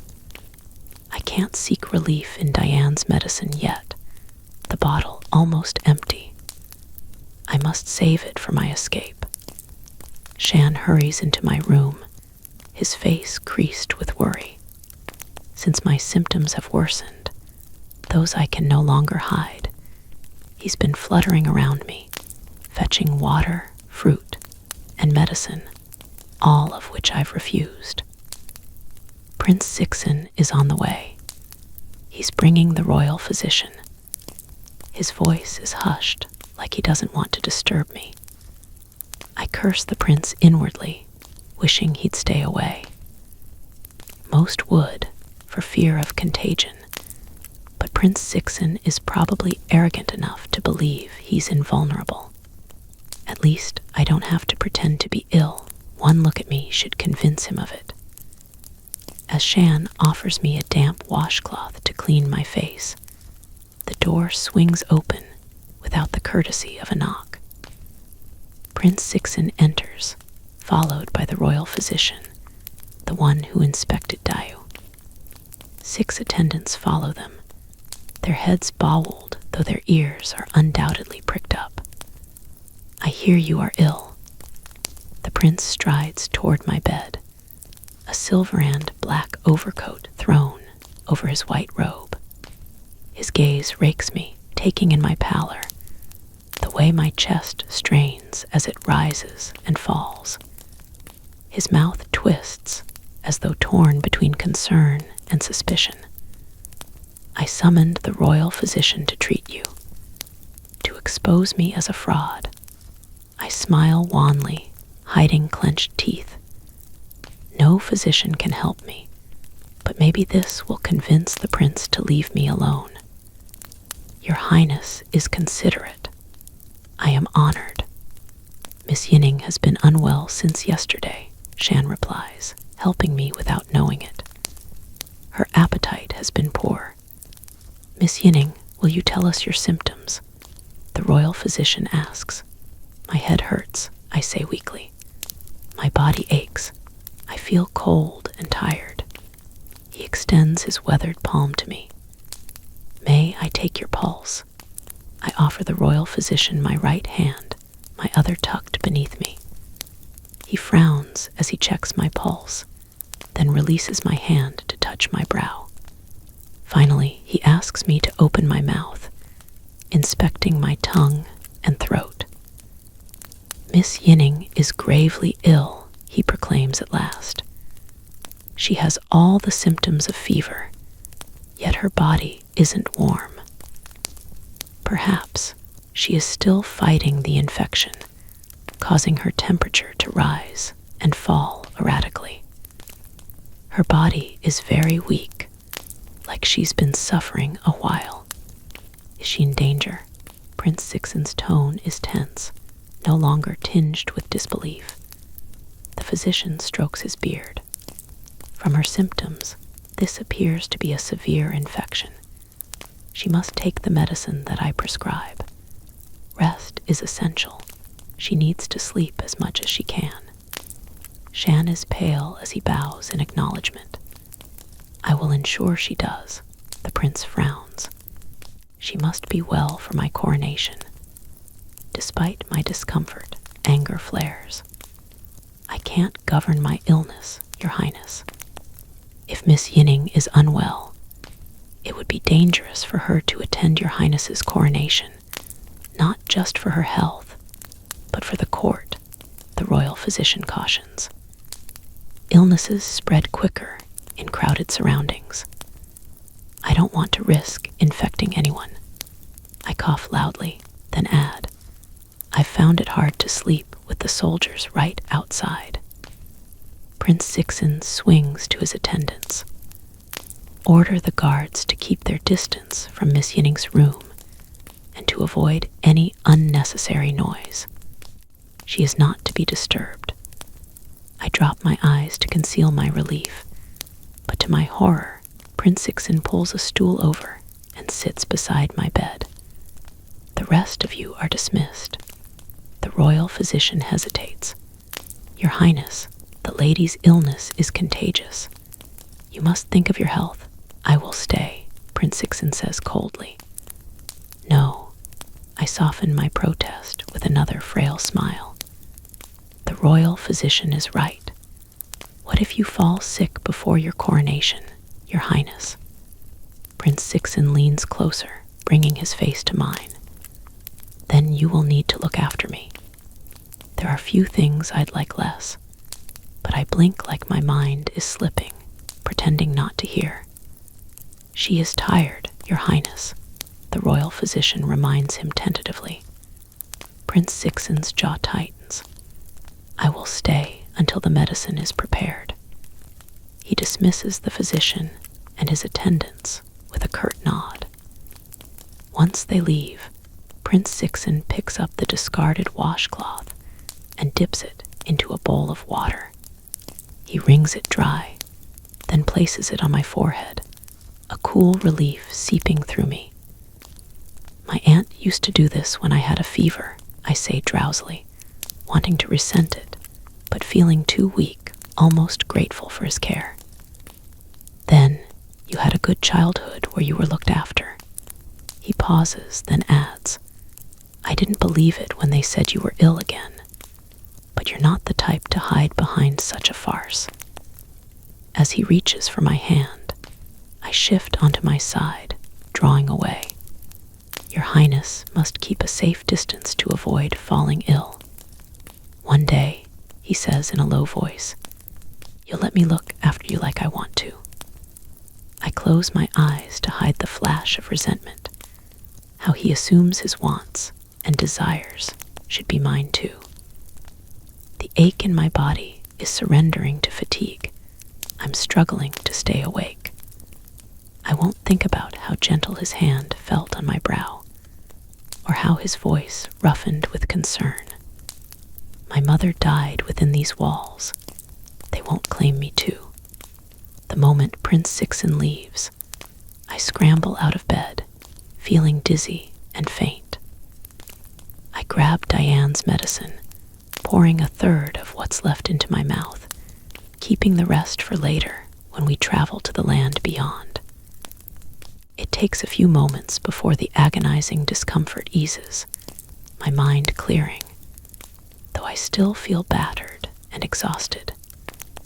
The urge to reach for my ring is almost overpowering. I must be patient, wait till I'm over the wall. Once my strength returns, I slip on my shoes and a dark cloak. My hair is coiled into a simple knot, fastened with a wooden pin.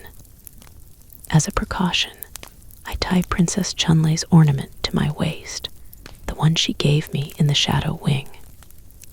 Grabbing a handful of jewelry from the dressing table, I thrust it into my pouch, along with the leftover silver from Duke Yuan. Useful in case I need bribes to escape. And if I'm caught, I'll have bigger problems than a few stolen ornaments.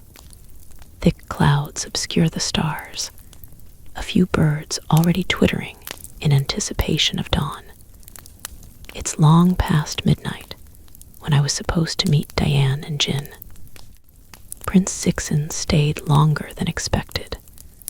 Fear grips me that it's too late. I only have one chance to get out. Fortunately, at this hour, all is quiet, not even a murmur from the guards keeping a distance as ordered. When they aren't looking, I head stealthily to the back wall where a gnarled tree towers. Swiftly, I clamber up, along a thick branch that arches over the wall, then release it to drop outside my courtyard. As I land on a rock, pain shoots through my heel, but I roll up, dusting myself off. Without a lantern, the dark is smothering, but I make my way along the path to Ruilin's old room. As I turn into a narrow corridor, a troop of soldiers marches past. There are too many guards patrolling the grounds. At once, I move in the opposite direction, weaving between the courtyards and silent halls. The night obscures my senses, veiling everything in shadow. I'm far from the place I'd agreed to meet Diane and Jin. What if I can't find them? What if I can't get out? As I hurry across a square, 2 guards head in my direction. Sweat breaks out over my skin. They've seen me. It's too late for flight. Honored sirs.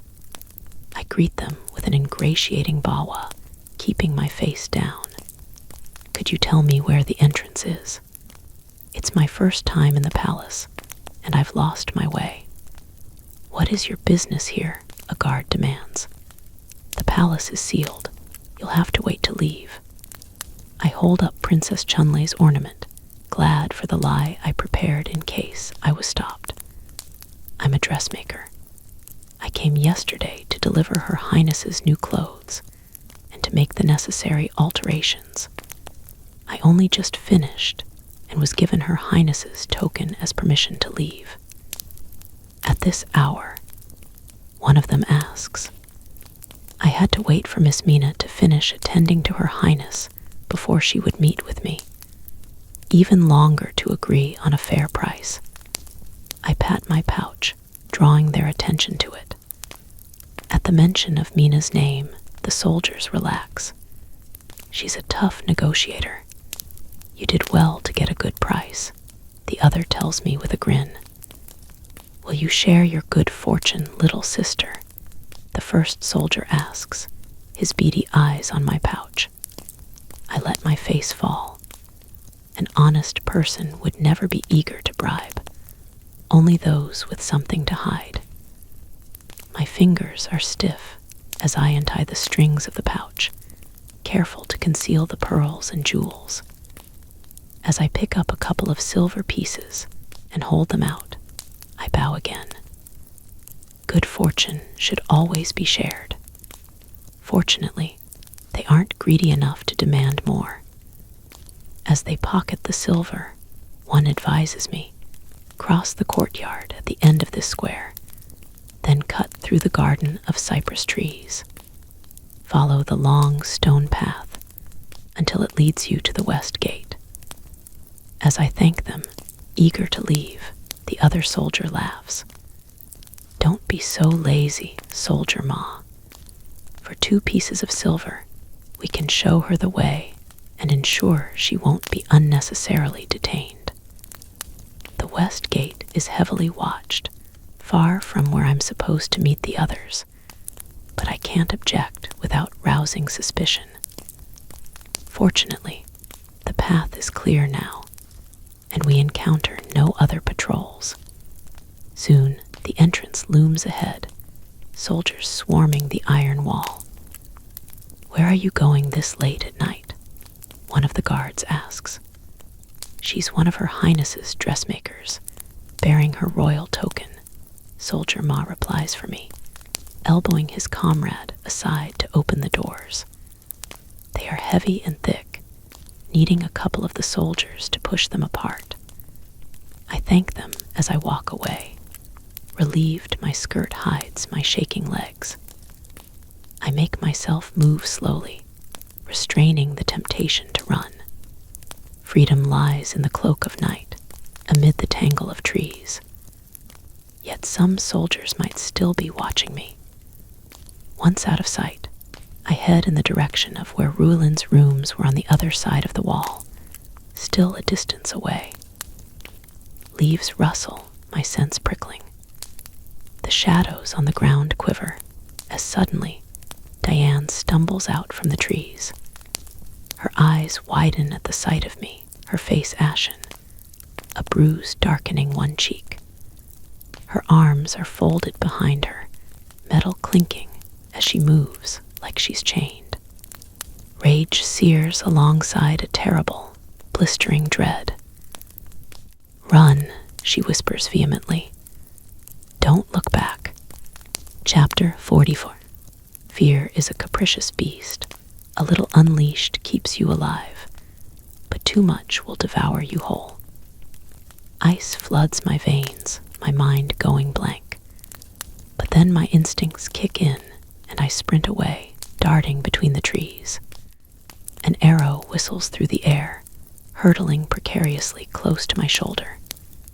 Prince Sixen's voice rings out, taut with fury. "Stop, or I'll send the next one through your leg." I can't be afraid. I don't stop. Later, I'll return for Diane. For now, one of us must escape. Another arrow plunges forth, grazing my calf. It stings, but I drag myself onward, blood trickling down my leg. "That was your last warning," Prince Sixen calls out. "Come back or I'll find an easier target, one right here, Diane." My feet stagger to a stop, my blood cold as I swing back. Prince Sixen moves out from the trees before me, an iron breastplate covering his white robe, a bow in his hand, the tip of his arrow pointed at me. He'd shot at me, he'd struck. The prince who sat by my bedside to tend to me doesn't exist, only the hunter, the killer. And I'm his prey. Over 100 soldiers follow him, forming a circle around us. One restrains Ruilin as 4 others drag Diane forward, her hands shackled behind her back with chains of glittering metal. Diane's eyes blaze, her face glistening with sweat as she struggles against the iron that binds her. Hope flares as her ring shimmers, the chains around her wrists jangling. Stop, or she dies. Prince Sixen swings his arrow toward Ruilin, its point glinting.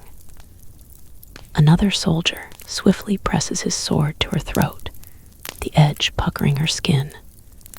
They used Ruilin to catch my sister, likely following her when she escaped. Diane wouldn't have surrendered any other way. "How dare you threaten me?" Ruilin stares the prince down even as her voice cracks with fear. "My father won't forgive you. Is this how you treat your guests? Guests should respect their hosts, not scheme against them." Prince Sixen's eyes are shards of ice. Nor do I need your father's approval for anything I do. He tosses his bow to a waiting soldier, then stalks toward me, grasping my chin to lift my face to his. I try to wrench away, but his grip is too tight. His gaze flicks toward Diane, then back to me. Who is she to you? I don't know her. I won't endanger Diane. I won't give him another hold over me. His mouth curves, thin and cruel. You're lying, just as you lied about being sick. I reach for my dagger, but he seizes my wrist, yanking me closer. His arm bands around my waist as I writhe against him. I yank one hand free, clawing at him, but he catches it, forcing both behind my back. With a deft twist, he spins us into a hateful embrace where my back is pressed to his chest, my arms locked to my sides. I fight a burst of shame, forcing myself to calm as his soldiers stare at us. From the corner of my eye, I catch Diane tilting her head at Rulin. I must help her. Only then can Diane strike. I wonder what the gossips will say tomorrow. I twist around to glare at the wicked prince. That His Highness had to restrain a girl to stop her from running away. I kick at his shin, hard, but he doesn't even flinch. Wild creatures must be tamed, he says in a wintry tone. Grasping my strength, I ram my elbow into Prince Sixen's side with all my force. As he curses, his hold loosening, I wrench free, grabbing my dagger and bringing it to his face. But he knocks my arm away and reaches for me again. At once I dart aside, then race toward Rulin's captor, slashing his shoulder with my dagger. He gasps, dropping his sword, and I pull Rulin away. As we run, more guards rush toward us, stumbling, a tremor rippling through the ground. Ahead, an unearthly light flares from Diane's eyes, a flowery scent winding through the air. Thick vines burst from the earth, fleshy tendrils curling around the soldiers' ankles. Chaos erupts, a few racing away and shouting in alarm, some hacking at the vines with their blades. As the iron saws through the fleshy stems, my heart sinks, but I make myself move. I can't let them use us against Diane. If only I had magic to help her, to do something other than run. As Ruilin and I sprint away, I swing around to check whether Diane is safe. Her magic flows into the earth, vines and roots slithering to form a barrier around her. Yet her hands are still manacled, her face pale. How long can she hold off the soldiers? I won't trade my freedom for my sister S. In the Palace of 9 Hills, her danger is greater than mine. Go ahead, I tell Rulin, my feet already slowing. Turning back, 2 soldiers emerge from the side, heading toward Diane. Their hands are sheathed in gloves of iron links, glittering with that hateful sheen. They move with deadly purpose, terror fisting in my chest. Be careful, Diane. I race to her, as does Ruilin. But soldiers stream toward us, forcing us to run around them. I'm still a distance from my sister, my heart beating too fast, exhaustion creeping over me, the dreaded dizziness spilling through me once more. Diane's eyes pinch as she summons more gnarled roots to erupt from the earth, hurtling toward the soldiers. But then a large soldier leaps forth, throwing himself against Diane, careless of his safety. A vine lashes him away, too late, as Diane is flung to the ground. She rolls up, but the pair of gloved soldiers dive at her now. Despair grips me as I force myself to move quicker, but guards crowd my path. I slash at one with my dagger, yet another knocks my weapon from my hand, shoving me to the ground. Pain erupts across my back, but it's nothing to my anguish as the soldier wraps his iron glove around Diane's neck, throttling her. As she struggles in his grip like a fish on a hook, her eyes go wide, the vines and roots around her trembling, then going still, releasing the soldiers from their coils. Let her go, I scream, kicking and scratching wildly at the soldiers restraining me. Prince Sixen stalks toward Diane, trapped in his soldier's hold. As he lifts her hand, the shackles clink. Moonlight strikes Diane's ring, the petals of her flower quivering, 100 times more beautiful than the withered one clasped around my neck. His gaze slides from Diane to me. Who is she? Why would she come to save you? Why are you protecting her? When I don't reply, the soldier tightens his grip on Diane's throat, a gasp fracturing from her. My nails dig into my palms, cutting deep. From the side, Rulin cries out as she struggles with her captors. Take the magic wielder's ring, Prince Sixen commands. No, don't hurt her, I cry out, almost pleading now. I'll tell you what you want to know. Prince Sixen's eyes are blacker than coal as he turns to me. I already know everything I need to. Those who won't bend to my will, I will break. The guard wearing the iron gloves rips off Diane's ring, his face contorting with strain. Blood mists the air, a scream shattering the quiet racked with unearthly suffering. Diane's eyes go blank, closing. As she collapses to the ground, my heart twisting as though wrenched apart. The soldier raises his hand triumphantly, her ring in his palm. Blood leaks from Diane's finger, a thick strip of raw flesh where the ring was, like the gaping soil after a plant is torn out. Dark veins streak from it, spreading across her palm like a spider web, far worse than the mark on mine that my fingers close around now.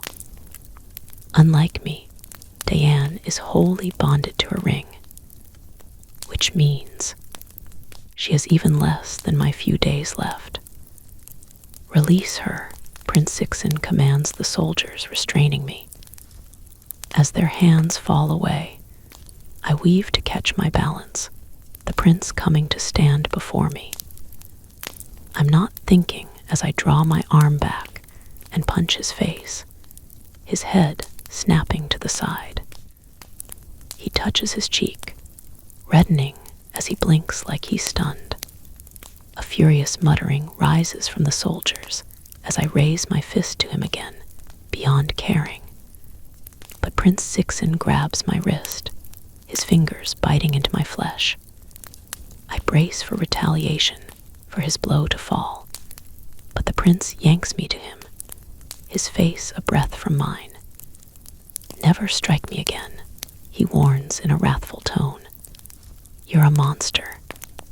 My eyes burn with unshed tears of fury, not of grief.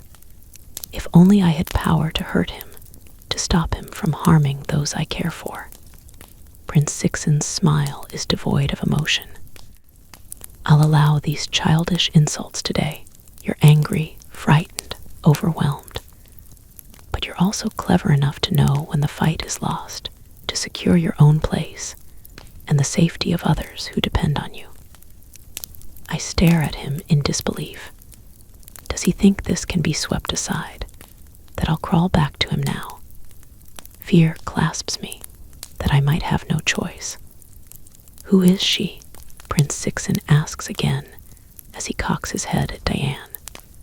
If she's no one to you, her interrogation will be harsher. We won't care whether she lives or dies. But if she's important, well, that is a reason to let her live.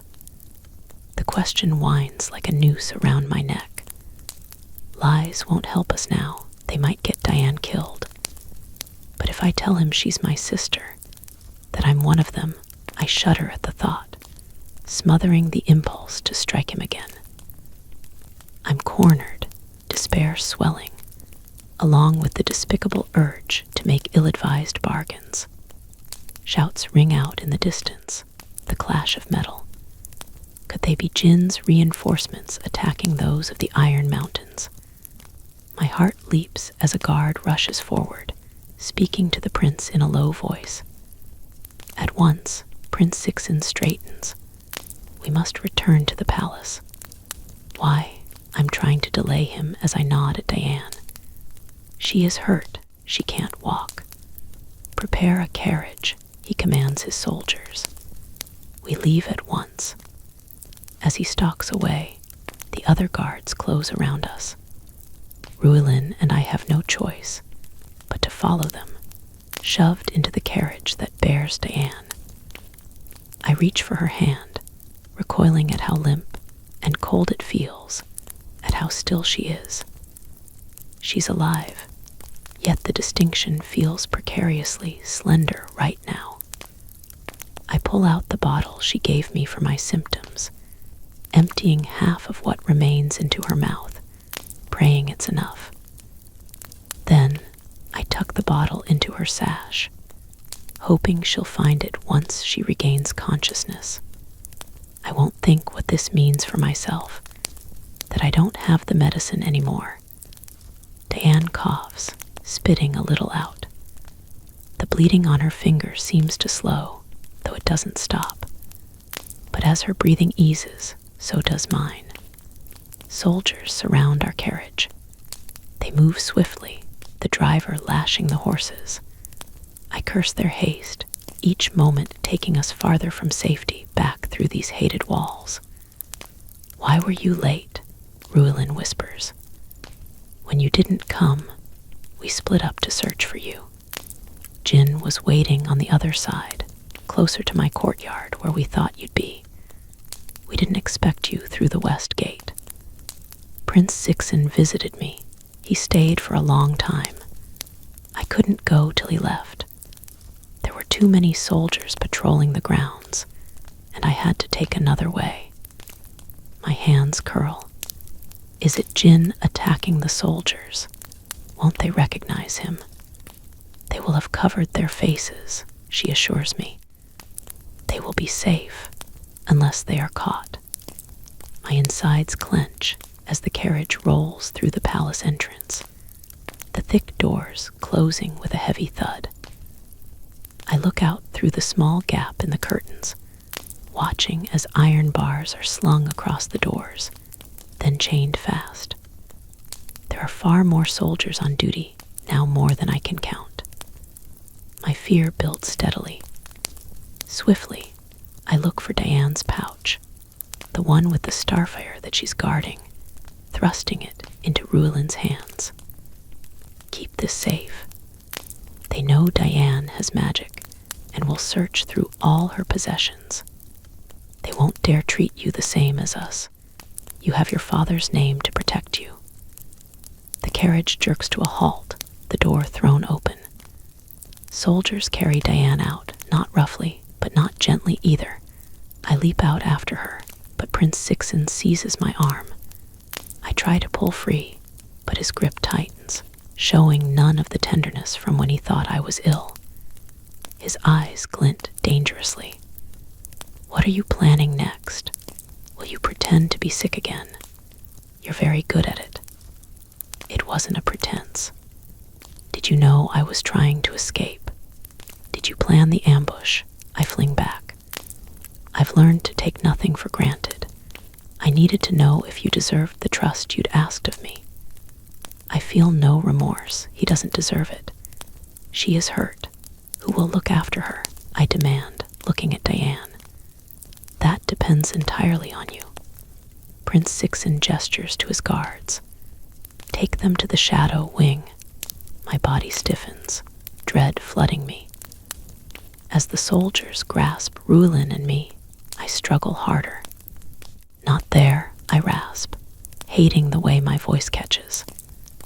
Prince Sixen bends to whisper into my ear, "I will visit you soon. Think carefully on your behavior, on what answers you will give me." I suppress the urge to shove him away. He thinks victory is his, that he can break me through force if not through bribes. He's wrong. But as the soldiers drag us away, my chest squeezed with terror, Ruelin's weeping ringing in my ears, as the blood trails from Diane's hand, I'm no longer so sure. Chapter 45. The iron grate of my cell clangs shut, a soldier fastening a chain around the bars. Stone walls surround me, a thin sheet flung over a scattering of matted straw, the stench turning my stomach. Where are my sister and Ruelin? When the soldiers leave, closing the wooden door after them, I suppress the urge to call them back, hating being alone in this pit. I grab the bars and shake them, but they are sturdy and thick. As I sink onto the floor, a sticky dampness seeps through my skirt. Is it blood? I don't dare look. I'm cold, sick with misery and terror, the pain in my head relentless. My mind spirals, imagining the worst as I fight to not give up, even though I can't find a way out. Hours pass, or maybe it just feels that way. I no longer smell the foulness, perhaps because it's claimed me too. My stomach hollows with hunger, but I have no appetite. Buried beneath the earth, there is not a single opening to the sky to offer even a sliver of assurance, a reminder that life exists beyond these gray walls that stink of fear and suffering. The silence weighs on me until I begin clearing my throat, making small sounds to remind myself I'm still here, that I haven't lost my mind. The door swings open.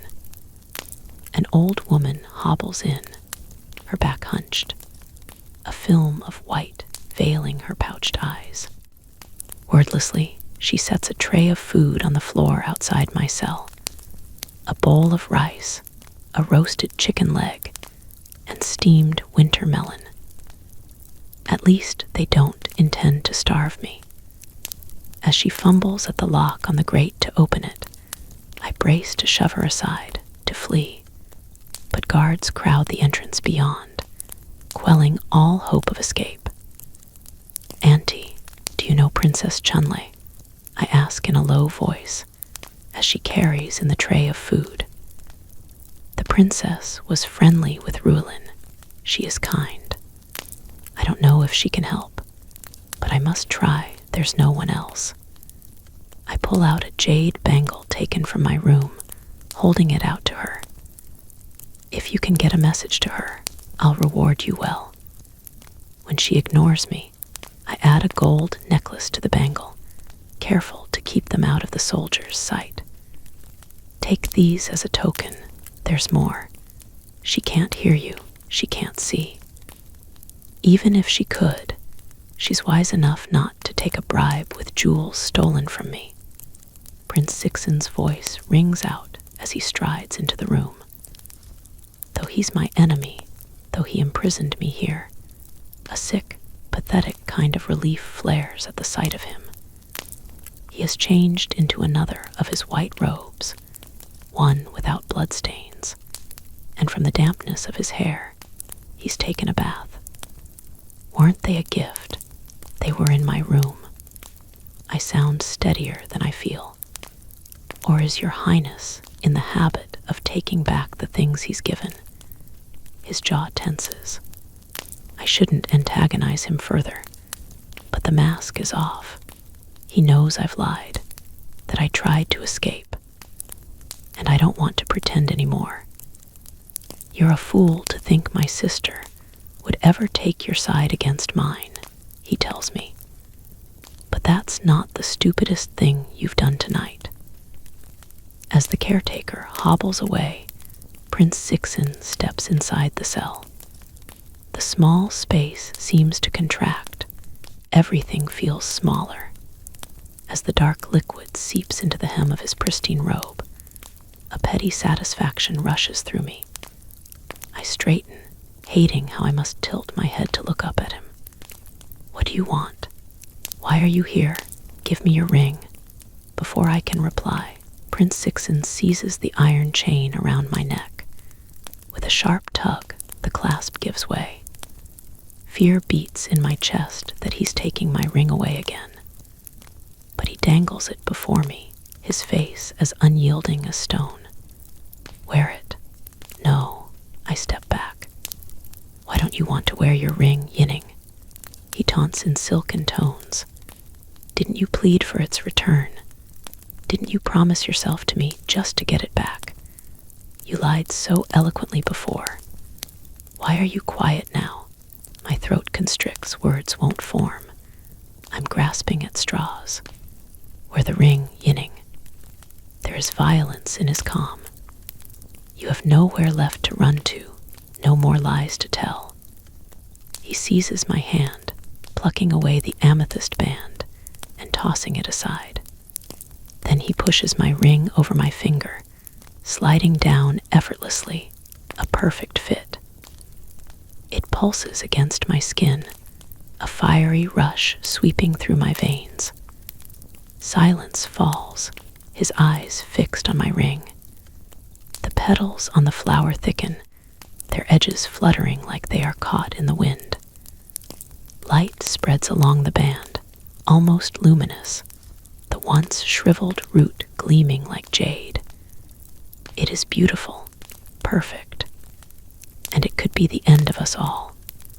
I turn my hand over, the marks already fading from my palm, along with the discomfort. The pain in my head vanishes, the dizziness and aches that Diane's medicine couldn't wholly suppress.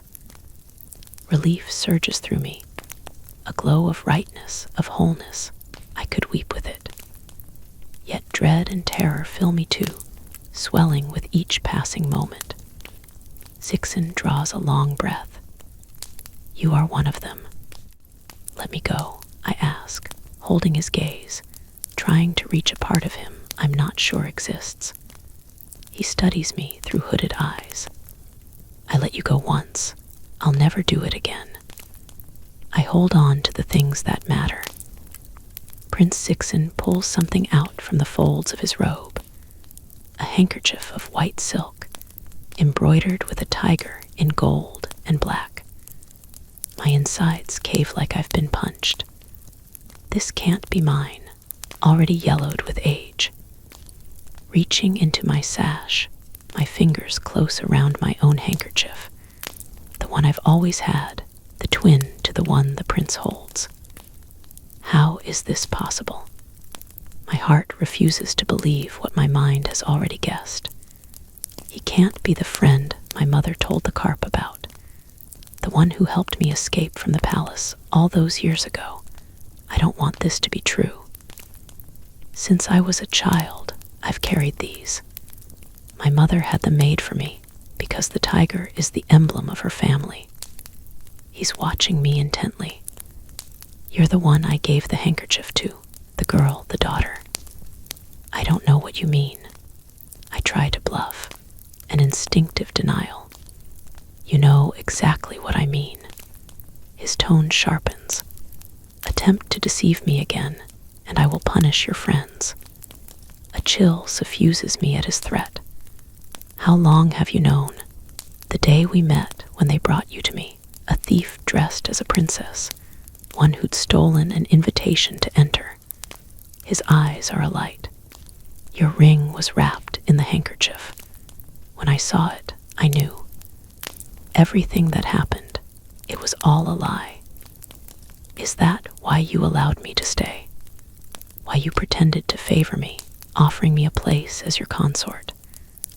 I was intrigued by you. You seemed to like me too. You even risked your life for mine. He says the last tersely. But I wasn't certain. Your ring disguised itself well. It looked nothing like your mother's. When it was inspected and no trace of magic found, I thought I'd been mistaken. Part of me was glad. It would be simpler without this between us. He makes a sweeping gesture with his hands, though nothing can capture our blood-soaked past. But there were little things about you that didn't fit. Nothing glaring, but I don't believe in coincidences. They suppress one's instincts, he says. The soldiers I sent to your village learned you were adopted. The years fit. And there were the pear blossoms in your courtyard. Flowers don't grow in the palace of 9 hills, not since your mother died. Most of all, there was this feeling inside me, the certainty we'd met before. I don't remember you. I'm still grappling for a way out. But I remember you. He speaks slowly, almost bitterly, as he loosens his robe, pulling it away to bare his shoulder, the web of spidery white scars marring his skin. I jerk back in shock, never imagining someone like him, privileged, royal, and powerful, would ever know what it feels like to be struck this way. Father discovered I'd helped you. He had me whipped for it, my starfire confiscated, and only returned to me later. His hand brushes the jewel adorning the seal. When no trace of you was found, my loyal attendants and guards were executed. He falls silent, his face haunted. That day I learned mercy is a weakness I can never afford again.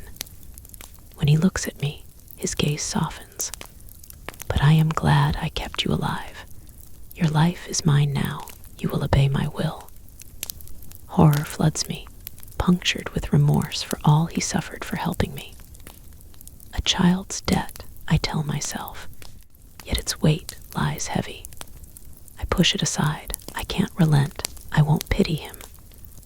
The boy who helped me then is not the same as the prince he's become. He's lost his heart along the way. The other one, the magic wielder, she is close to you, isn't she? He probes. Your mother spoke of her 2 daughters. She must be your sister. It's not a question he knows, but I won't give him the satisfaction of replying. He shrugs then. Whatever it is, her safety depends on your obedience. I hate you, I spit out. Maybe you do right now. His voice deepens as he continues. But one day, you will see all that I am, and you won't hate me anymore. I want to slap his face, the sheer arrogance of him. But I need to learn more. How did you meet my mother? His lips stretch into a small smile. I wandered into her courtyard by accident. The air was thick with the fragrance of lilies. She played games with me and read me stories. I visited as often as I could without rousing suspicion. Only later did I realize she was a prisoner. I don't interrupt, eager for his memories, these glimpses of my mother, even as I resent him for them. Once she asked if I'd seen a little girl in the palace, a captive like her. She was crying, pleading with me to help you. And so I sought you out. A wisp of a girl crying out for her mother because a servant had slapped her. I gave you my handkerchief to dry your tears, and you didn't want to give it back. His expression hardens. I heard an attendant say the king had plans for you, that no one would have to suffer your tantrums for much longer. Your father was going to kill me, I asked numbly. You were in danger. And so I disobeyed my father for the first and last time, ordering my most trusted guard to spirit you from the palace. Prince Sixin saved me, his one reckless act of compassion still rippling into the present. I hate this obligation, to owe him a debt, but it's a harsh and bitter reality that even if he is the boy who gave me his handkerchief, it doesn't change what I must do. He is my enemy, holding my sister and me captive. His father killed my mother. How can I get past this? I never will. He continues, I was eager to tell your mother what I'd done, but my father punished and confined me. When I was finally able to return to her courtyard, your mother was gone. His eyes darken with a grief I wish I didn't see. The guard who took you was killed by bandits. I believed you were dead too, until you attended the ball and stood before my throne, my handkerchief still in your possession. You are the girl who should not have lived, and magic runs in your veins. You're wrong, I take pleasure in telling him. The iron doesn't change color when I touch it. I have no magic. I'm of no use to you. His hand reaches for me, but I pull away. There is power in you. I will help you claim it. I don't care about power, but my voice shakes with the lie. I want it. I crave it, so I can stop those like him. I've seen how the scorn of others eats at you, how desperately you fought my general on the tower, he says. You want to be strong, to rise above the rest. You want them to bow to you, to serve and respect you. I can give you all that and more. I shift uneasily, hating that he's seen into the inner part of me that I don't show anyone else, and how easily he accepts it when he should shy from it. I want you by my side. He smiles in that slow and measured way that once made my heart quicken. Marry me, claim your magic, and share it with us. The Iron Mountains is your home, and with your power, it will become the greatest kingdom across the realms. At the indomitable resolve in his words, a tightness clutches my throat like a collar fastened around it. How? I must know his plans. Lead us to Mist Island. We are strong enough to challenge them now. We will convince them to share the magic they hoard, and we will put it to far better use. Prince Sixen thinks I'm ignorant of the Sun Dragon, of the power he's already stolen. They claim magic is evil, when all along they just wanted it for themselves. His ambition mirrors his father's, despicable and ruthless. I shake my head defiantly. I don't know where it is. He reaches out, tapping the bright green root wrapped around my ring. Your mother's ring didn't have this. I know what it means, what it can do. My heart plummets. I don't dare speak. I know you're angry, that you're afraid, he says. But you're clever enough to not let your emotions ruin you. Think about the future before us. Think about what accepting my offer will gain you, and what will happen should you refuse. He wants my surrender. He'll hurt my sister if I defy him again. I drop my head like I'm hesitating, when I'm biting my tongue not to scream. Together, we'll forge an unbreakable alliance and unite the realms, he continues. Let us end the cycle of enmity and vengeance before it seizes more lives. Choose peace. Choose yourself. His words are powerful, unexpectedly so. Except he doesn't know me as well as he thinks. It's easy to speak of peace after the violence, after the gains are reaped. I don't want the peace he offers, tainted and false, watered by my mother's blood. And I've seen the weapons in his forge. He speaks of alliance when he means conquest.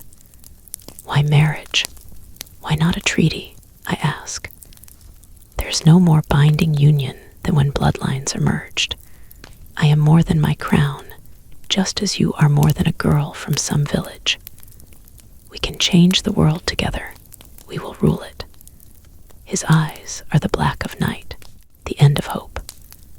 And I want you. Only you. I allow a tentative smile to spread on my face like I'm considering this despicable alliance. Prince Sixen is no longer the compassionate boy who took pity on a crying girl, who was kind to her mother. Hearts harden, minds twist, honor can be tarnished. I need time to consider. He pats something fastened to his waist, Diane's ring, its appearance worn. I hear your kind die when parted from your rings for too long. How long do you think your sister has? He speaks gently, yet the brutality of his words is a knife plunged into my chest, threatening in the same voice he used to offer me the world. The loathsome acceptance refuses to form on my lips, but there's no choice. At last, I nod. Prince Sixen takes my hand, brushing his thumb over my fingers. When he leaves, ordering the guards to release me, there is no relief in the silence of my thoughts. He wants me to betray my kingdom, to lead the Iron Mountain's army to them. Even if I wanted him, which I don't, I'd never do it, because the future he envisions for his people rests upon the destruction of mine. If there is any danger of discovery, you have to sever the root of your ring. I should heed Diane's warning. I should do this now, my fingers hovering over my ring. But I can't, my hand falling away. I want the magic that is mine. I'm not strong or honorable like Diane or my mother, spurred by love for their home. I don't remember anything about it. I won't surrender this dream of power, not while there's a chance, a hope of escape, however dim it may be. For I am trapped here with nowhere to run, and I'm all out of lies. Chapter 46. The morning of the coronation dawns clear and bright. The skies a brilliant azure, perfect, as though the heavens themselves have bowed to the bidding of the prince. With each moment, dread rises until it throttles me, until I'm fighting to breathe. Today, the Prince of the Iron Mountains will take the throne, and me as his bride. Between marriage and death, I'll choose life. But promises mean nothing when forced. I'm still grasping for a way out, and I won't think of what happens should I fail. My hands crumple the silk of my gown, the gold phoenixes embroidered on the crimson skirt. Red is the color of happiness and luck, but all I see is violence. A glittering headdress of pearls and iron weighs on my scalp. I look into the mirror, hating the sheen of the metal, not just because of the dragon's stolen power, how it can unmask my people's magic, but because it means I have none. I'm wearing my ring, yet none of the iron discolors when I touch it. There's no stirring of power, only emptiness when I grasp for more. His Highness sent these to you. Shan holds up my pearl shoes, those I wore to the ball. I would have been glad to never see them again. His Highness asked for you to wear them today. His Highness can wear them himself. Shan lowers the shoes, his mouth turning down. Why aren't you happy? Isn't this what you dreamed of? You could be our queen, he told me when we first met. I laughed then, a little giddy at the thought, never imagining that one day I'd do anything to escape that fate. To Shan, to many, this must seem like a story in a book. Because I'm one of them, my elevation offers hope. Don't worry about me, Shan. I squeeze his arm lightly. If I've learned anything, it's that dreams change, and we must let go before they turn into nightmares. Too late. The door to my courtyard swings open. Princess Chunlei enters, clad in yellow, a chain of sapphires around her neck, and iron pins in her hair, exquisitely crafted into tiny birds. An ornamental dagger hangs from her side, the gold scabbard encrusted with coral. It's a little smaller than the one Prince Sixen gave me, the but one I'm no longer trusted with. At least I still have Diane's herbs, the pouch concealed amid the folds of my gown. I experimented with some of them, trying to recall everything Diane had said, letting intuition guide me. The most useful are the bell-shaped flowers, almost blinding when set alight. I will accompany you to the palanquin, Princess Chunlei says gently. She would have heard the gossip of my flight and recapture. Thank you, Your Highness, but I would rather walk. Anything that takes longer. Then I will walk with you. She smiles at me hesitantly. I've always wanted a sister, though I wish there was more joy in today. Can you help me? I ask, searching her face. She drops her eyes. I'm sorry. You and I were both pawns with different titles. We must obey. But while my brother can be harsh, he does care for you. That doesn't make it right. That makes it worse. A question slips from me, as much to myself as to her. What should I do? She touches my shoulder lightly. What you must. A long silence falls between us, as I stifle the more dangerous questions. Have you heard anything about Lady Ruelin and the other girl? I asked for them to attend today, but heard nothing. You don't need to worry about their safety. Lady Ruelin and I have known each other since we were children. Brother won't say why they are being held, but I will watch over her and her companion. She clasps my hand. You will see them today, and I promise no harm will come to them. My spirits lighten at the princess's assurance. While she can't openly defy her brother, she doesn't abandon those under her protection. And if we're all together at the coronation, maybe we can find a chance to escape.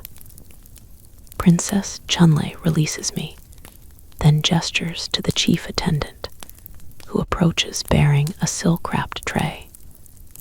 Here is my wedding gift. Thank you, Your Highness, I intone as expected of me. As the chief attendant places the tray into my hands, I draw away the covering to reveal a necklace of lustrous pearls, a pair of jade bangles, a set of jeweled hairpins. They are beautiful, priceless, and I want none of them. When I don't reach for the jewels, the princess asks, "Are you ready to leave?" "Wait, Your Highness." The chief attendant bows to her, his tone deferential. His Highness commanded that no guests are permitted to carry a weapon today. Princess Chunlei sighs as she unfastens the jeweled dagger by her side, dropping it on the table beside me. My brother has grown suspicious, but it's understandable today. My eyes fix on the weapon, my mind spinning. The weight of impossibility hovers, but I'll need just one moment when everything aligns. Princess Chunlei heads to the door, followed by the chief attendant and her guards. "Shall we go?" she calls after me. My smile is bright. "I will join you shortly. I need my veil, and would like to wear some of your gifts." The moment the princess's back is turned, the attendants distracted with my veil and the jewelry, I slip the dagger into my palm, tucking it deftly into the inner fold of my sleeve. As the cool iron presses the underside of my arm, a fierce satisfaction grips me.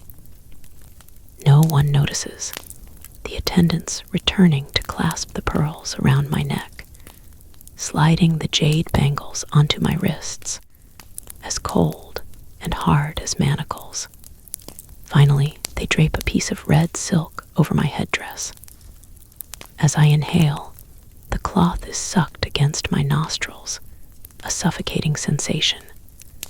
The world is cloaked in a crimson haze like it's been set afire. I hate this. Yet, there is a certain freedom to being pushed to the edge. The moment you're about to lose everything, is also everything to gain. Today, I'm not going to marry the wicked prince. I'm going to destroy him. The sun beats down on us as we walk to the grand hall, a beautiful day. I wish it would rain, to mirror the turmoil and fury leashed within. I tear the veil from my face, shoving it into my sleeve.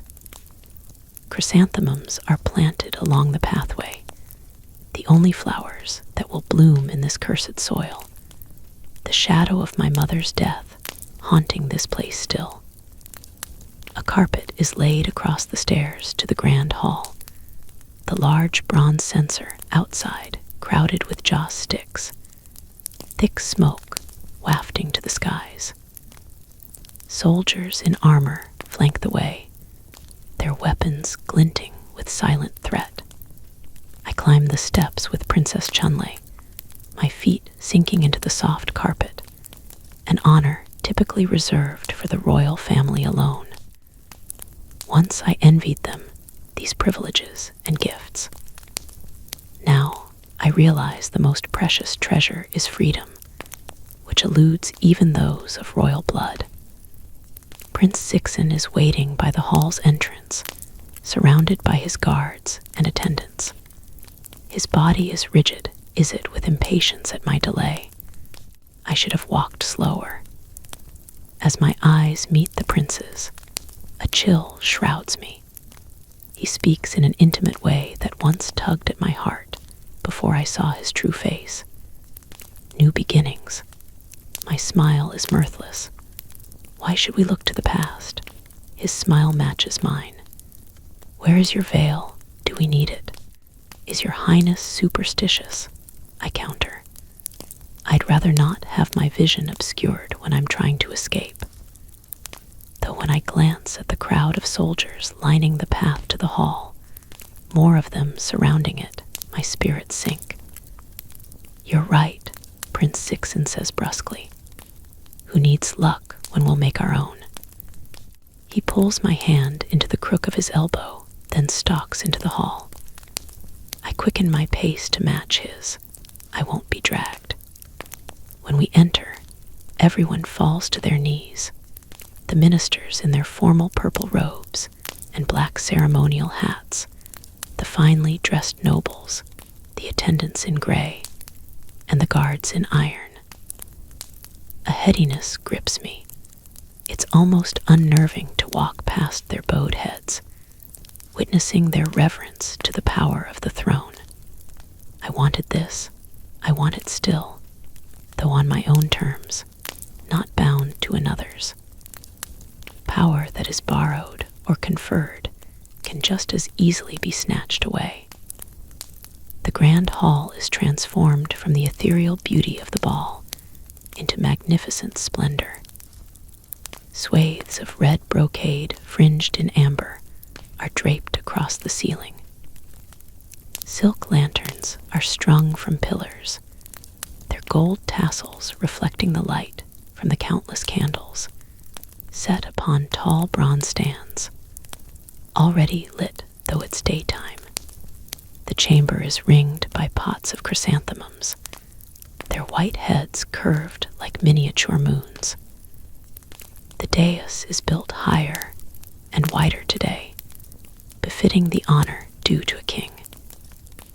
An enormous jade sculpture of twin dragons is set behind the mahogany throne, a ceremonial bronze gong placed at the far end, along with its mallet. The way leading to the throne is flanked by courtiers and nobles, with only General Zilu in full armor like the other soldiers.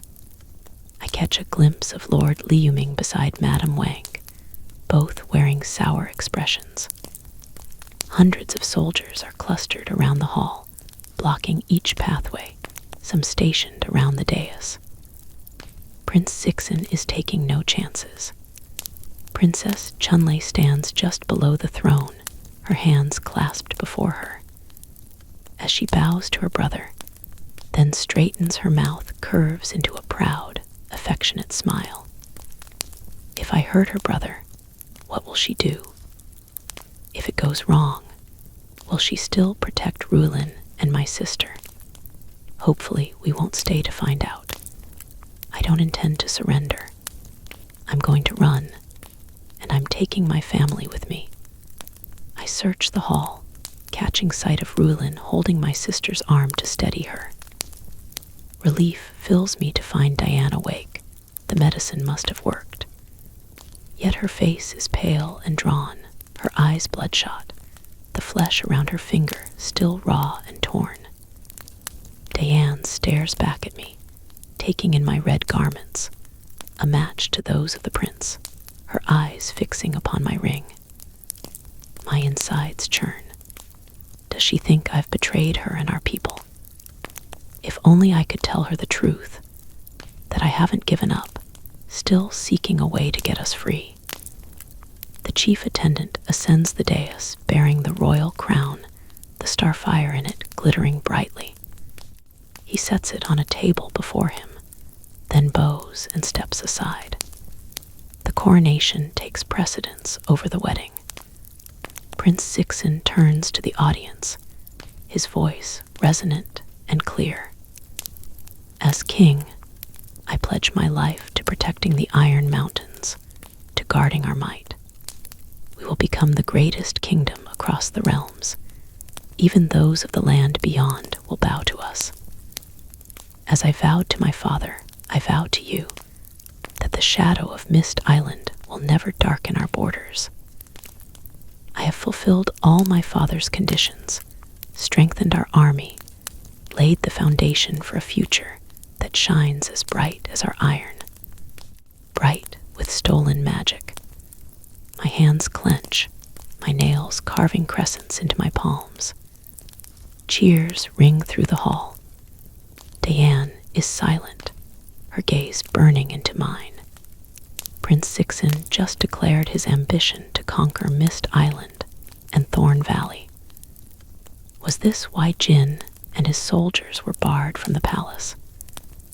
It's clear the offer of Princess Chunlei's hand in marriage is a ruse to lower their guard, maybe to place a spy within.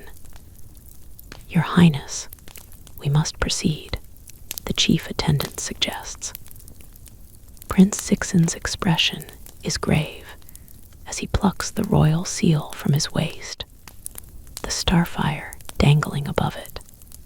A quick twist, and the seal splits apart like a ripe plum, dazzling light spilling forth, just as that night in the forge. When the glare fades, a small cage lies in the palm of his hand.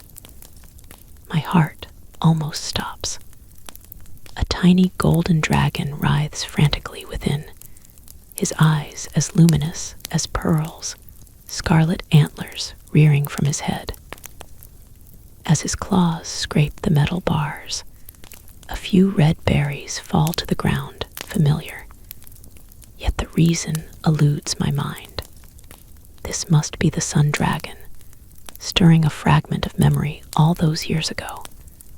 I reach for him, but the chief attendant's suspicious stare darts to me, the soldiers shifting closer. One wrong move, and the guards would cut me down. I need a plan, an opportunity. The dragon's jaws part, his cry piercing the air. I resist the urge to press my hands to my ears, just as Diane is doing, her face twisted in anguish. No one else does the same. Can the dragon only be heard by those of our island? Prince Sixen unclasps the starfire from the seal, the cage breaking into shards like it was the gem that forged it, that held it together. As he cradles the dragon in his palm, his throat convulses. Wind surges into the hall, rippling the red brocade hangings, knocking the hats off a few ministers, as several hold on to their skirts. Most of the candles are extinguished, leaving just a few flickering wildly. The guests exchange frantic glances, their confusion as clear as the skies beyond. Magic, a few whisper, yet are abruptly silenced. The soldiers surrounding the hall close tighter, almost blocking the light from outside. Something slithers through the air mist coiling around the dais like a translucent serpent. Along the wall, the chrysanthemums shiver, their tips turning red. Their delicate fragrance shifts, the sweetness tainted with a tinge of iron and of blood. Your Highness, the auspicious hour for the coronation is upon us, the chief attendant says somberly. He hands the prince a small knife, agleam with that silvery sheen. Prince Sixen holds the dragon over the crown, his movements jerking, like he's nervous or ill, a haunted expression dulling his gaze. My hands are ice cold as I grab his arm. Your Highness, don't hurt the dragon.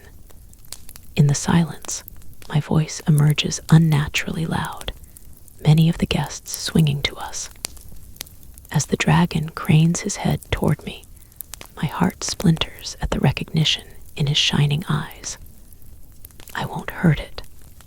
Prince Sixen speaks with such resolve, I almost believe him. Just one small cut. As he pulls away, the chief attendant nods furiously at the guards who step between the prince and me. The sun dragon's jaws part, his song rising, beautiful and melancholy. The prince's eyes are bright as he places his starfire on top of the one in the crown. The claw-like prongs of the crown's socket shimmer, widening to fit the second stone, snapping it into place.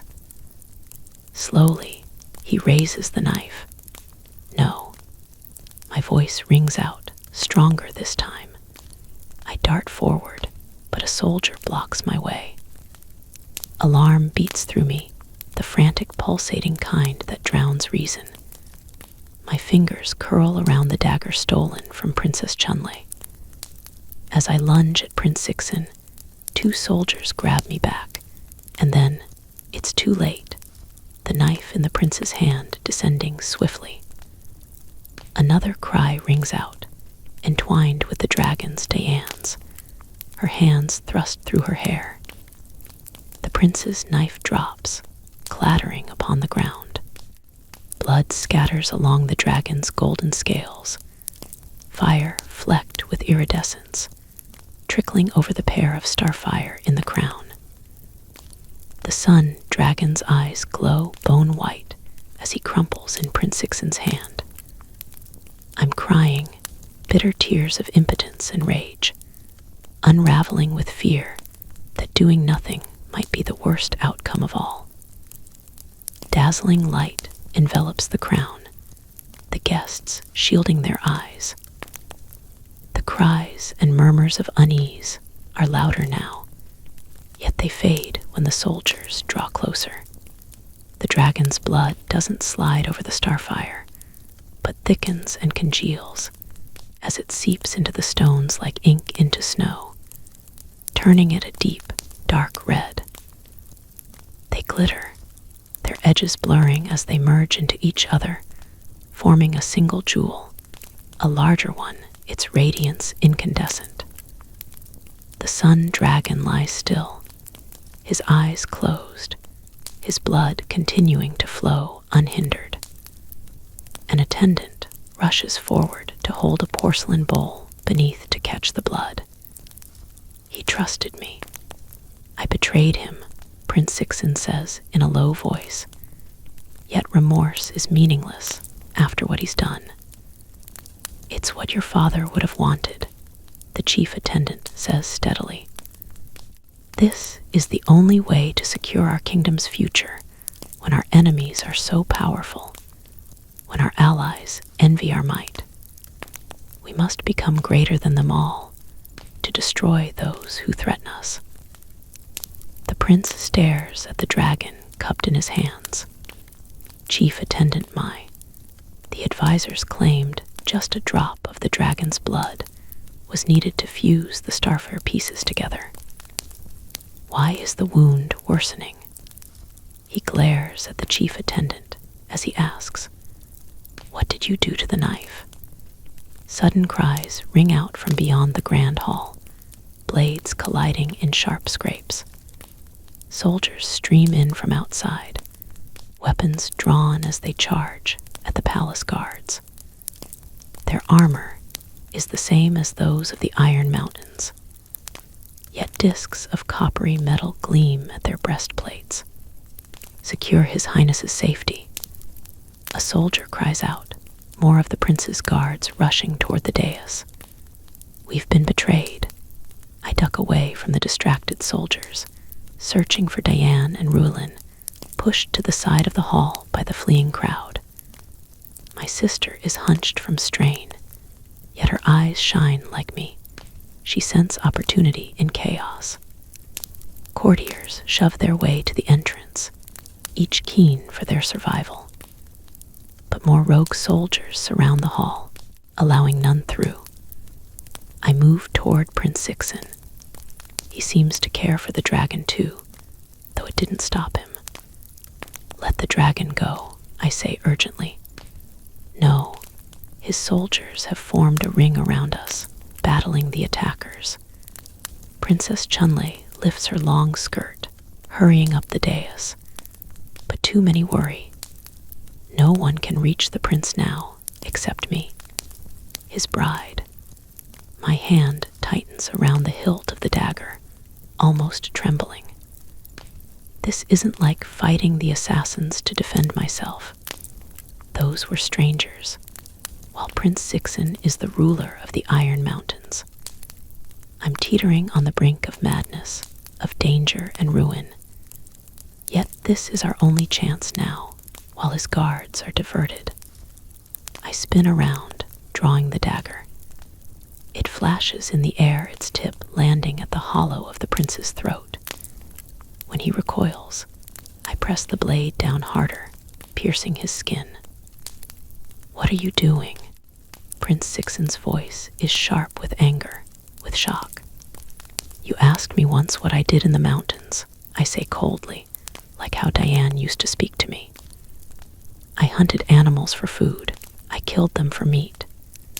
His body stiffens, his eyes flaring wide. "What do you want? Release the dragon and let us go." I add, "I will hurt you if I must." Something flickers in his gaze. "You already have." My chest twinges, though he is the villain. He's trembling and sweating like he's sick. A thin trail of darkness seeping through the cloth over his chest. Is it blood? Images flash through my mind. The dragon nestled in the prince's palm, the knife descending to cut it. Of red berries floating in a cup, rolling on the ground, the pins in the princess's hair, the jeweled dagger on my table that's now in my grasp. As I inhale sharply, the delicate sweetness of chrysanthemums hits the back of my throat. The flowers of death. What should I do? I had asked the princess, afraid, uncertain, desperate. What you must.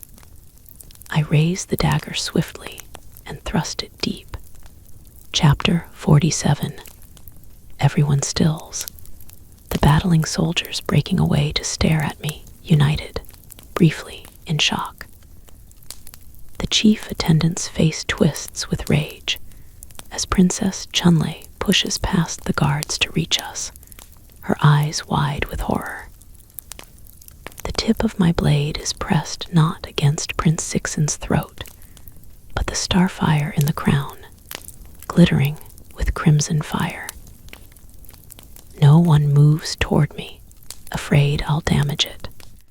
The stone is impenetrably hard, but I grind the dagger down with all my force, almost slipping against the dragon's blood, until at last, something gives way, a tiny nick forming where the tip of my weapon is buried.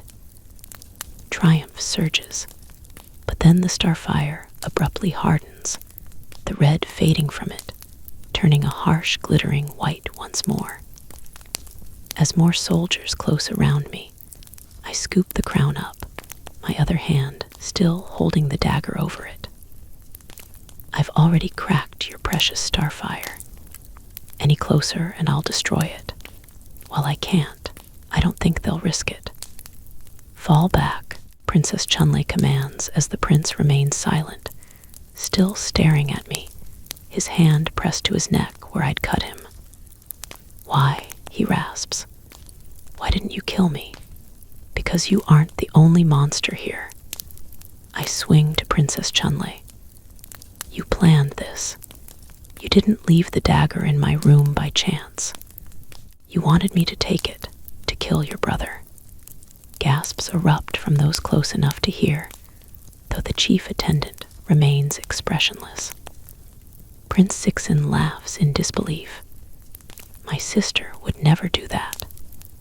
Yet, as he faces her, she doesn't deny it.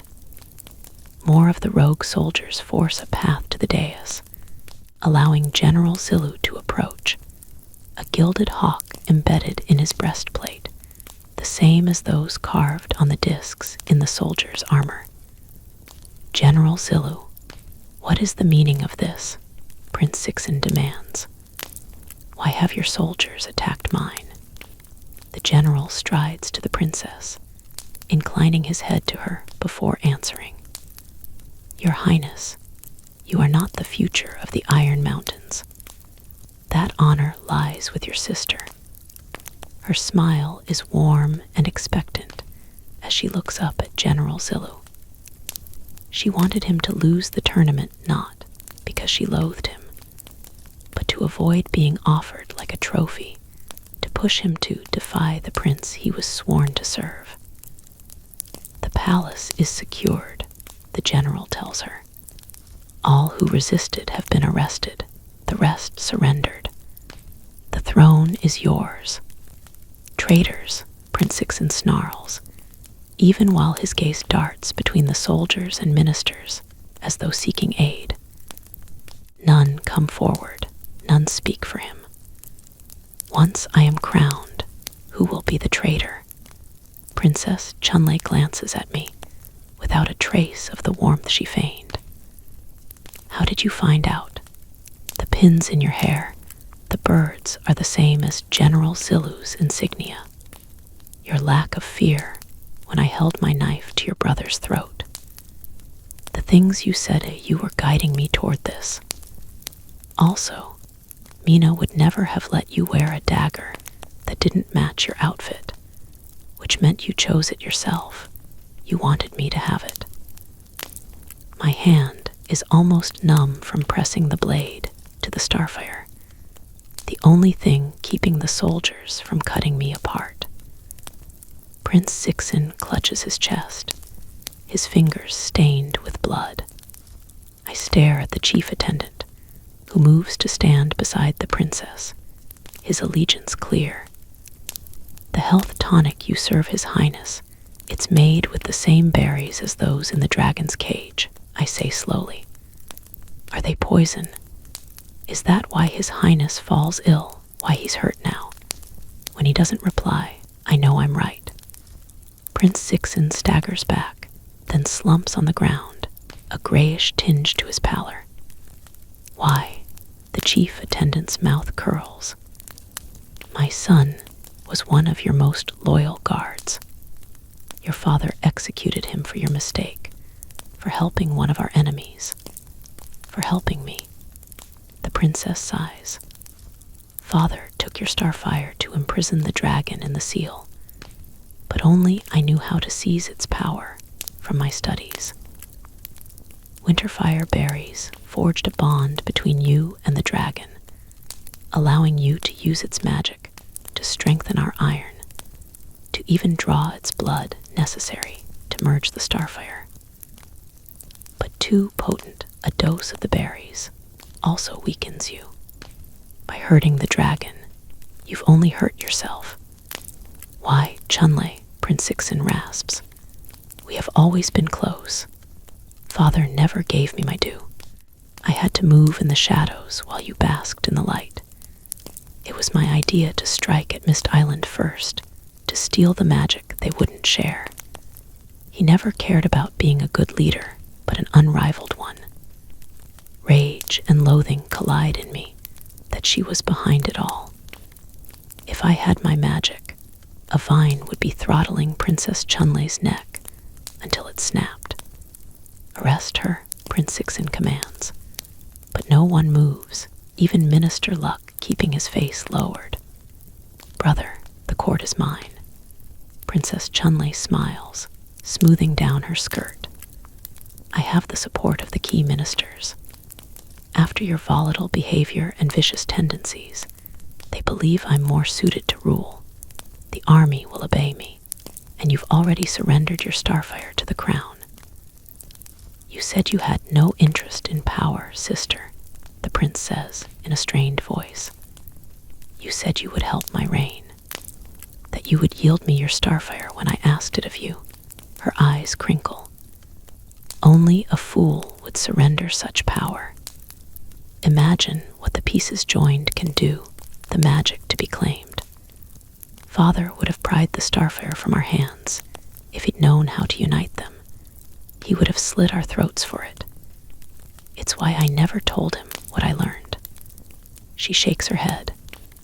A grave defect in a king is to be less learned than those you rule. I worked and fought for this, sacrificed more than you can imagine. And that is why I will ascend the throne. Prince Sixin struggles to push himself up, but falls back down, his expression grim. I never thought I'd pity the Prince of the Iron Mountains, but this hollow in my chest comes close. You told me about the dragon's blood, sister, what it could do. You trusted me, only because I needed to. The stupid creature wouldn't come near me, only responding to you. Because the dragon knew Prince Sixin had helped me, of his kindness to my mother. Prince Sixin's breathing grows labored. Did you ever see me as your brother, or did you always intend for me to die? What about you, Sixin? I was just someone you could use to strengthen your reign. You would have married me off to Thorn Valley, to that drunk buffoon. It was diplomacy. We need someone to infiltrate their court. It's what Father wanted. I won't be your pawn. I won't leave my future in your hands. I now have 3 pieces of starfire, and a 4th once Duke Yuan answers my command.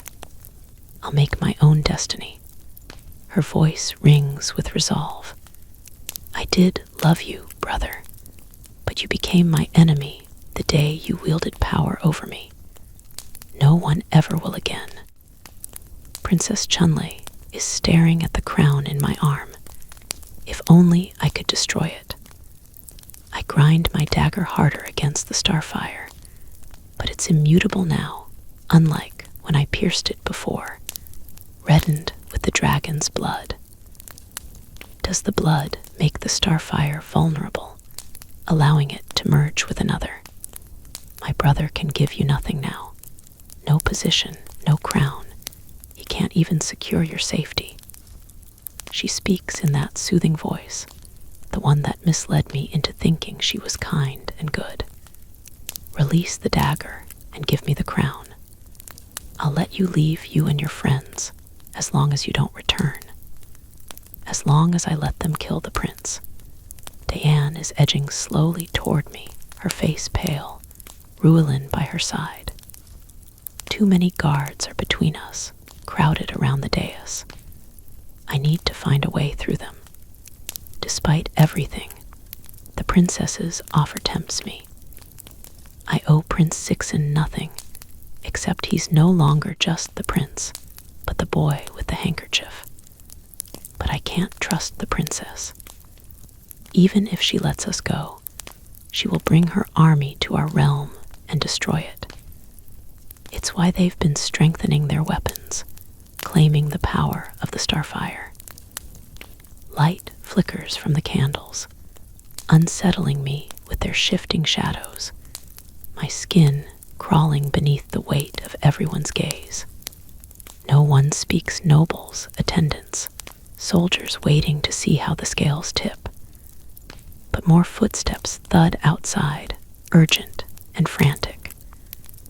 As General Zilu tenses, reaching for his sword, I don't dare take my eyes off the crown.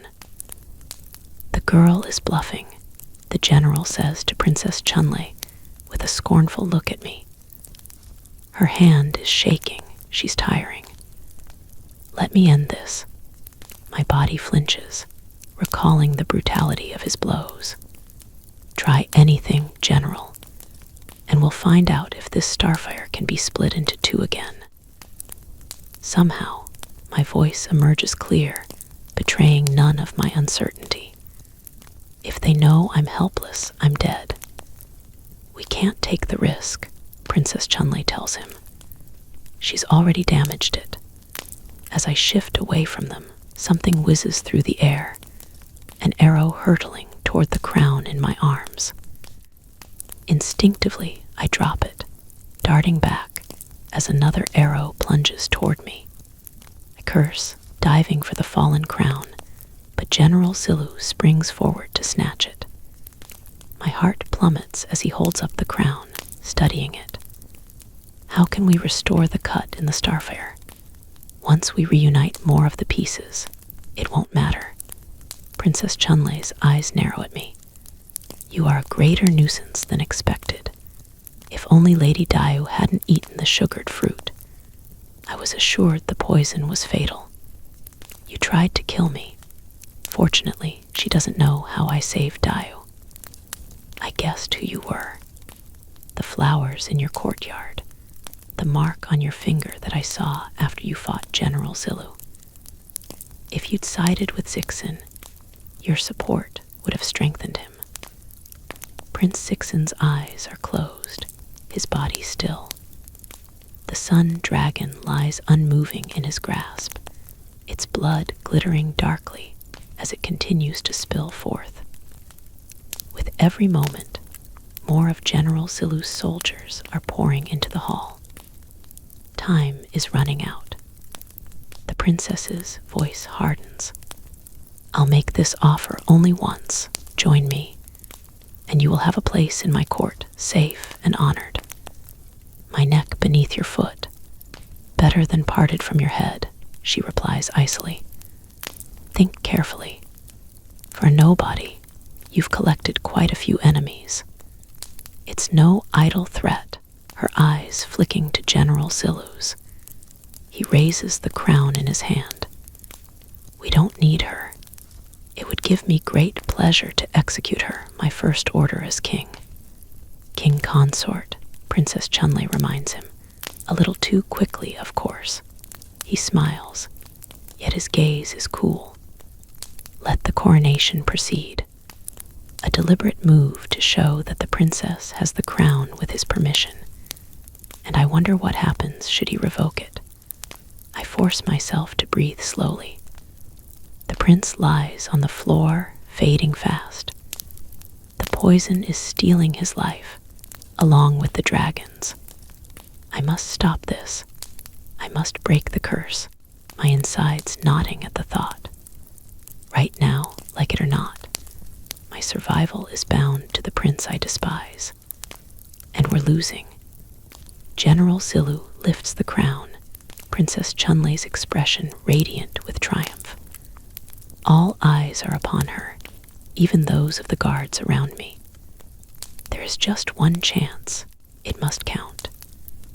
As Princess Chunlei bends her neck, General Zilu lowers the crown onto her head. The soldiers around us bow low. With all attention diverted, I drop down beside Prince Zixin, cupping his face between my palms. He opens his eyes, blinking as though startled. Then I bring my face to his, and I kiss the Prince of the Iron Mountains. Chapter 48. A kiss from a flower spirit can cure any poison. Prince Zixin's lips are firm and cool. He tastes of mint and tea, his skin warming beneath my touch. Is it working? I fight the impulse to break away, shoving aside fear, anger, resentment. One of his arms slides around my waist, holding me to him, and then, He's kissing me back. As his breath slips into my mouth, the intimacy jars, though he knows how to kiss and how to do it well. Heat sparks, shame flooding me to feel this flicker of desire. But I can't stop. If I save the prince, if I break this curse, ending his bond with the dragon, it just might save us all. Fingers dig into my shoulder as a soldier yanks me away, more surrounding the prince. My face burns as I wipe my mouth with my hand. The dragon remains unmoving, but his bleeding has slowed, the color returning to the prince's face. What did you do? The crown glints on the princess's head, the starfire almost blinding. How did you stop the poison? When I don't reply, Princess Chunlei points at me, her lacquered nail gleaming. Kill her. Terror locks my limbs. One soldier restrains me, the other raising a sword to my neck, the metal cold and unyielding. Diane is pushing her way to me, but a soldier shoves her back roughly. There are too many guards around the dais. Ruilin pulls her arm, tugging her away. Sister, if you execute her, you're not as clever as you think, Prince Sixen drawls as he pushes himself to his feet, his face still pale. What do you mean? Her ring, it possesses the key to Mist Island. Didn't you learn this in your studies? He asks bitingly. You can't take it from her, and you need her alive to bring you there. Her gaze turns speculative. Don't hurt the girl, she orders the soldier holding me. Make sure my brother and her stay out of trouble. As the prince and I are dragged to the side of the dais, he whispers, How do you wish to thank me for saving your life? With a knife through your heart, I snarl. You had the chance, he reminds me, his eyes alight. Maybe you don't know yourself as well as you think. I glare at him as a tremor ripples through my body, still clasped in the throes of fear. If I don't sever the root of my ring, they'll use it to invade Mist Island. Yet without it, without my magic, I'll never be as strong as Diane. I'll never be powerful. My resolve wavers, my mind tilting toward all I will lose. Did it hurt? I'd asked Diane. Like a finger cut away. I brace, pressing my nail to the root of my ring. It stings, but I push down harder till it begins to give way, like piercing through my own flesh, the pain sharp and clear. The jade green root quivers. A little more force, and I'll sever it entirely, but I release my hold, my fingers curling. Not yet. Not while there's still a chance we can get away. With Diane weakened, I have to be strong. The coronation ceremony must be concluded. Strike the gong, Princess Chunlei orders the chief attendant, her voice thrumming with eagerness. Wait, General Zilu commands. Our wedding takes precedence. We must secure the throne first, Princess Chunlei says in a gentle tone. Indeed, he agrees. The strike of the gong is an ancient tradition that cannot be disregarded. Let's not waste any more time. When he holds out his hand to the princess, she doesn't take it, the general's face clouding. My pulse races. If they're divided, we'll have a better chance to escape. There's no need for haste, she protests. We have time to plan a proper wedding, a grand celebration. Your Highness, you signed a betrothal contract with me to hold the wedding once the crown is on your head. His tone is firm, almost harsh. The terms have been met. Don't forget, the army is mine. They will follow me to the death. Her eyes flit around the hall, the soldiers staring back at her.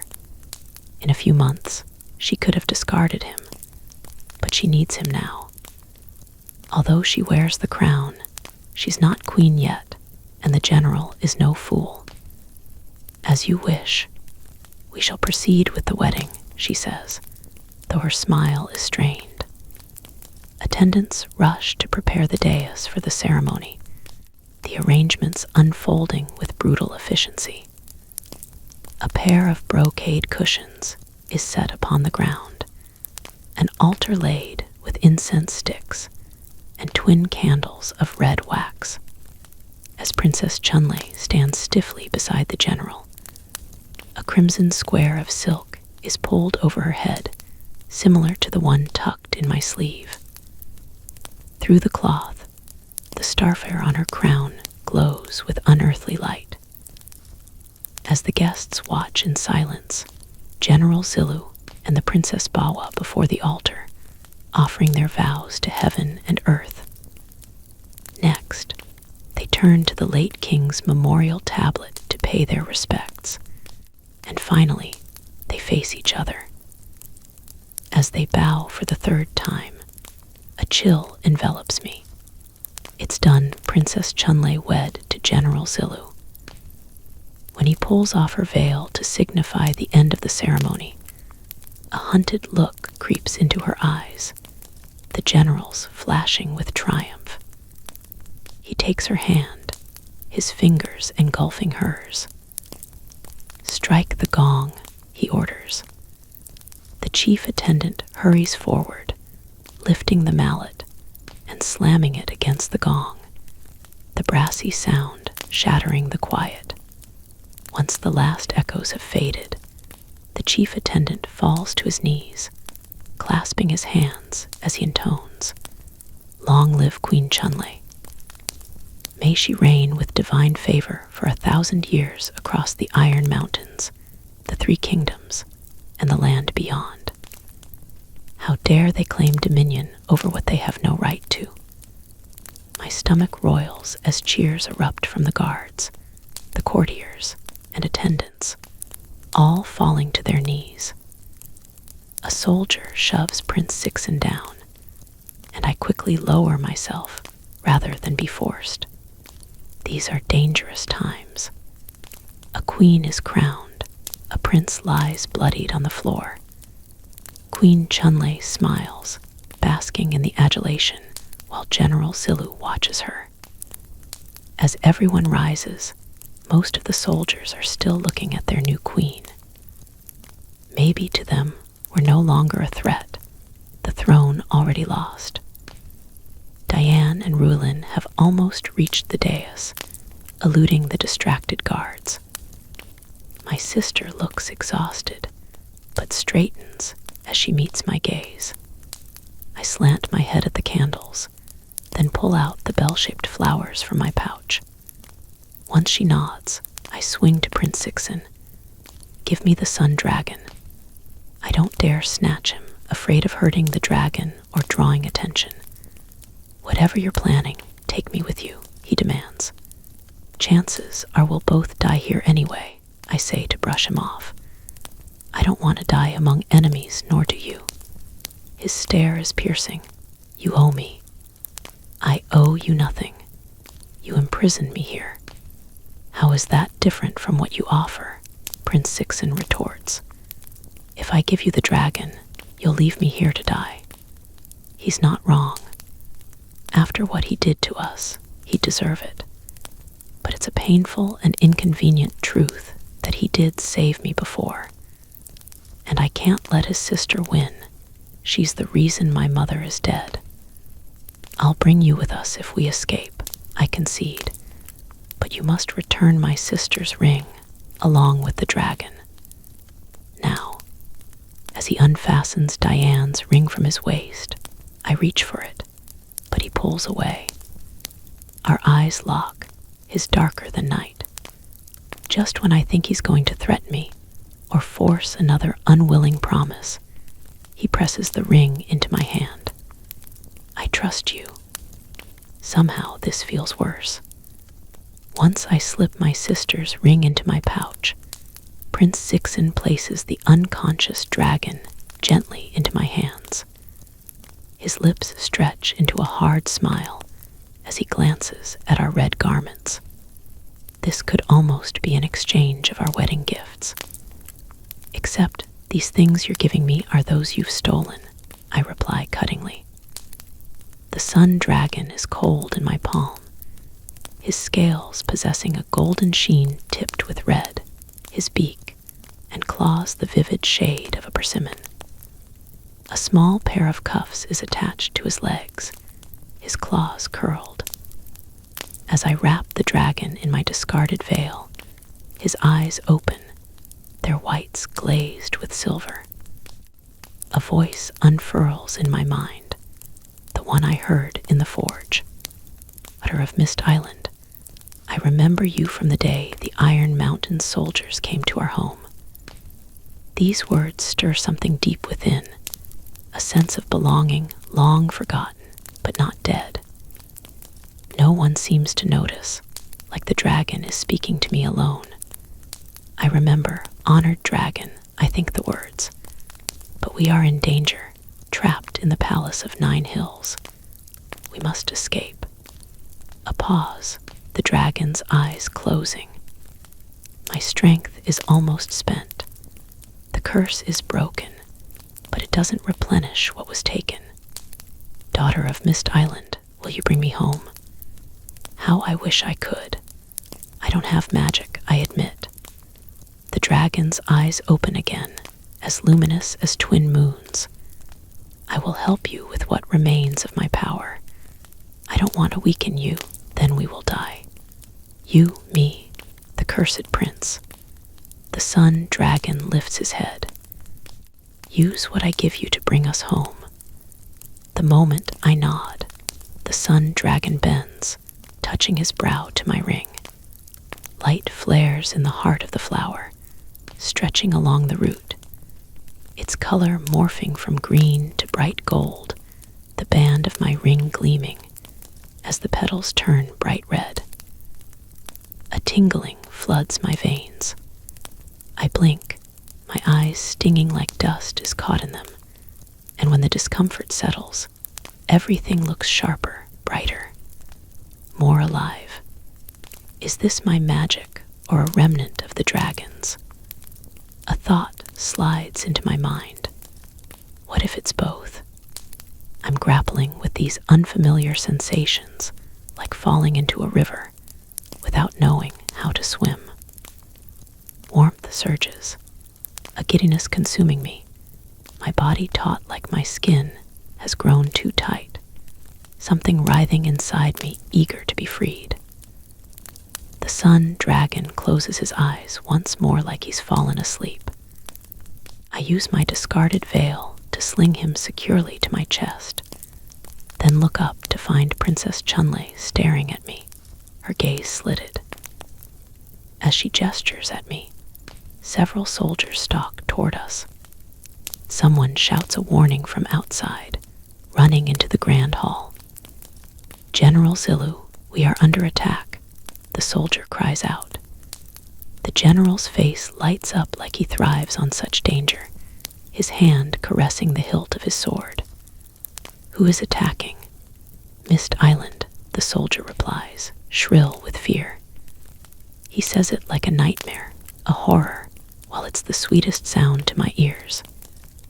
As cries of alarm ring from the guests, some rush to the entrance, pushing through the guards. Stay back, General Zilu orders. Protect our queen.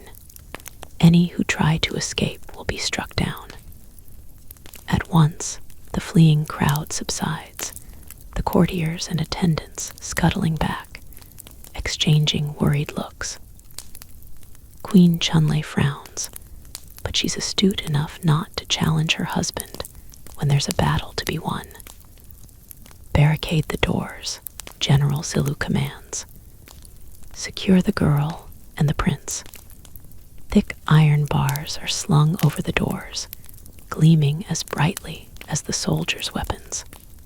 The hope that surged now ebbs as I gnaw the inside of my cheek till it's raw. Help is here, but they can't get in.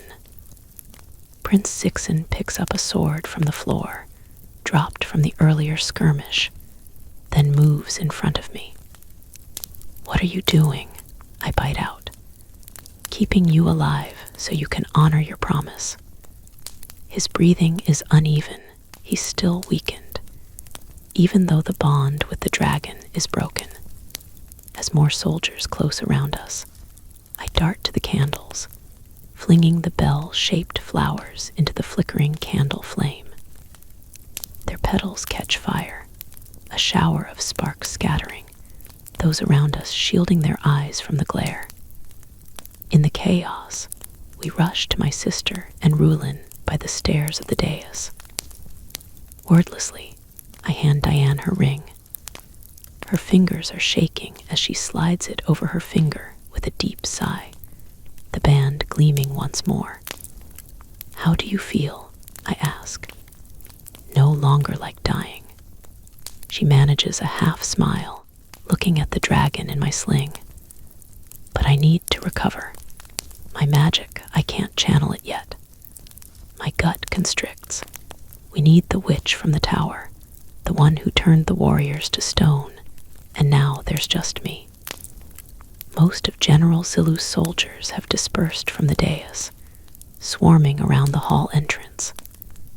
As he snaps out orders, Queen Chunlei's eyes are closed, her fingers twitching as the light in the starfire flares. Fear grips me. She's trying to channel its magic. The dragon did something. I think it unlocked my magic, I tell Diane urgently. Teach me what to do. She touches the golden root on my ring. Such power is unfamiliar to me, part of the dragon's. It will be dangerous for you to wield it. There's no choice. We have to help those trying to get in. She hesitates, then nods. Magic is unpredictable, perilous, if not channeled right. Its inclination is to be unleashed, not caring if the wielder is hurt. First, you must find it, the part that feels different, locked away. It may resist your attempts to grasp it, especially at the start. Once it yields, that is where the danger lies. You must keep it tethered always, careful to maintain control. Don't let it surge out all at once. It will consume you. It will hurt you that way. There's no time for caution.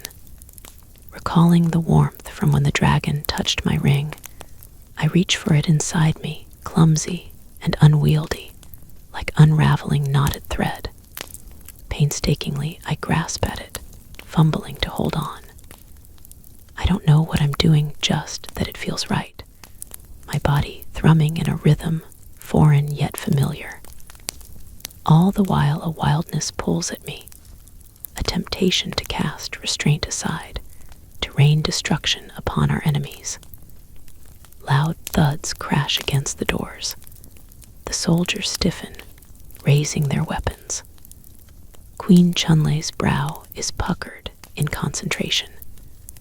Something slams against the door again, the wooden panels shuddering, but holding fast. I'm sick with dread, breathless from fear.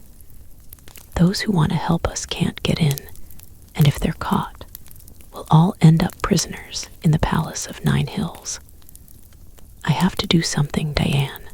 My voice shakes. Now, what if the Queen channels the Starfire's magic? What if General Zilu's guards capture those outside? Diane's throat convulses. Our magic calls to the plants around us, to nature, opening a path for us to summon them. Channel your magic into something you find. A tree, its roots.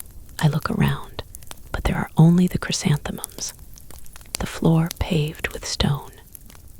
Diane frowns, as though just realizing this.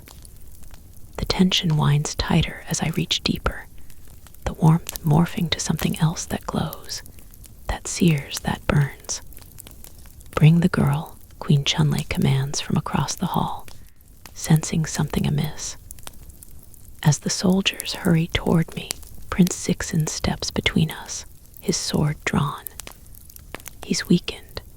He'll never win. There's too many of them, and we're almost out of time. I gasp as the tension inside me snaps abruptly like a kite string cut. a searing heat engulfing me just as Diane warned. But it's too late. I can't stop this. My eyes fly open. Everything is brighter, immersed in sunlight. A sweetness spills into the air like springtime, the flowers in bloom. My body sears, aching for release, as I instinctively raise my hands. Flames erupt, surging toward the entrance. They streak across the wood, scorching it, crawling over the bars. Yet the iron shimmers brighter, unscathed. I grasp wildly at the power roiling within, gathering more until my insides feel hollowed through. The fire blazes brighter, devouring the doors, which break apart, disintegrating into fragments. "Stop her," Queen Chunlei shouts. More soldiers race toward me. But I don't move, they should fear me. The power flows on, raw and fierce and wild, hurtling into the walls and pillars, setting them alight, eyes, my hands, my body burning up. The soldiers are flung back, crying out as they crash against the floor. Diane sucks in a sharp breath. Prince Sixen stares at me, his eyes wide. Do I look like a monster? I am one, relishing this reckless, ruthless strength, darting along the edge of madness. A heady thing to grasp fate in one's hands. I don't ever want to let go. Someone clasps my arms, shaking me, Diane, her grip weak. "Enough, sister." Her voice is strained like she's on the verge of crying, her despair penetrating my haze. "You're destroying the hall, you'll bury us. You're destroying yourself." As smoke billows between us, she flinches like I'm scorching her too. I recoil with horror, extinguishing the power with a wrench. The heat fades, leaving just a cold emptiness within. The hall entrance is torn wide open, part of the wall crumbled away, the iron bars lying on the ground. My mind is spinning, my body limp with exhaustion, my ring tight as though my fingers are swollen. I press a hand to my chest, my heart beating too quickly like I've run miles. And though tired, I'm exhilarated and eager to run more, until my legs give way, or until I can no longer stop. Chapter 49. The thud of hooves reverberates, resonating through the earth.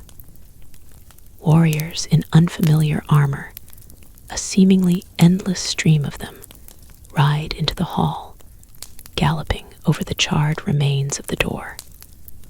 They are clad in black leather, helmets covering their heads. Dark cloth wraps around the lower halves of their faces, leaving just their eyes uncovered. Still, I recognize Captain Hong, one of Jin's soldiers. They aren't from Mist Island, but Thorn Valley, the promised reinforcements, though disguised to protect the farce of the Alliance.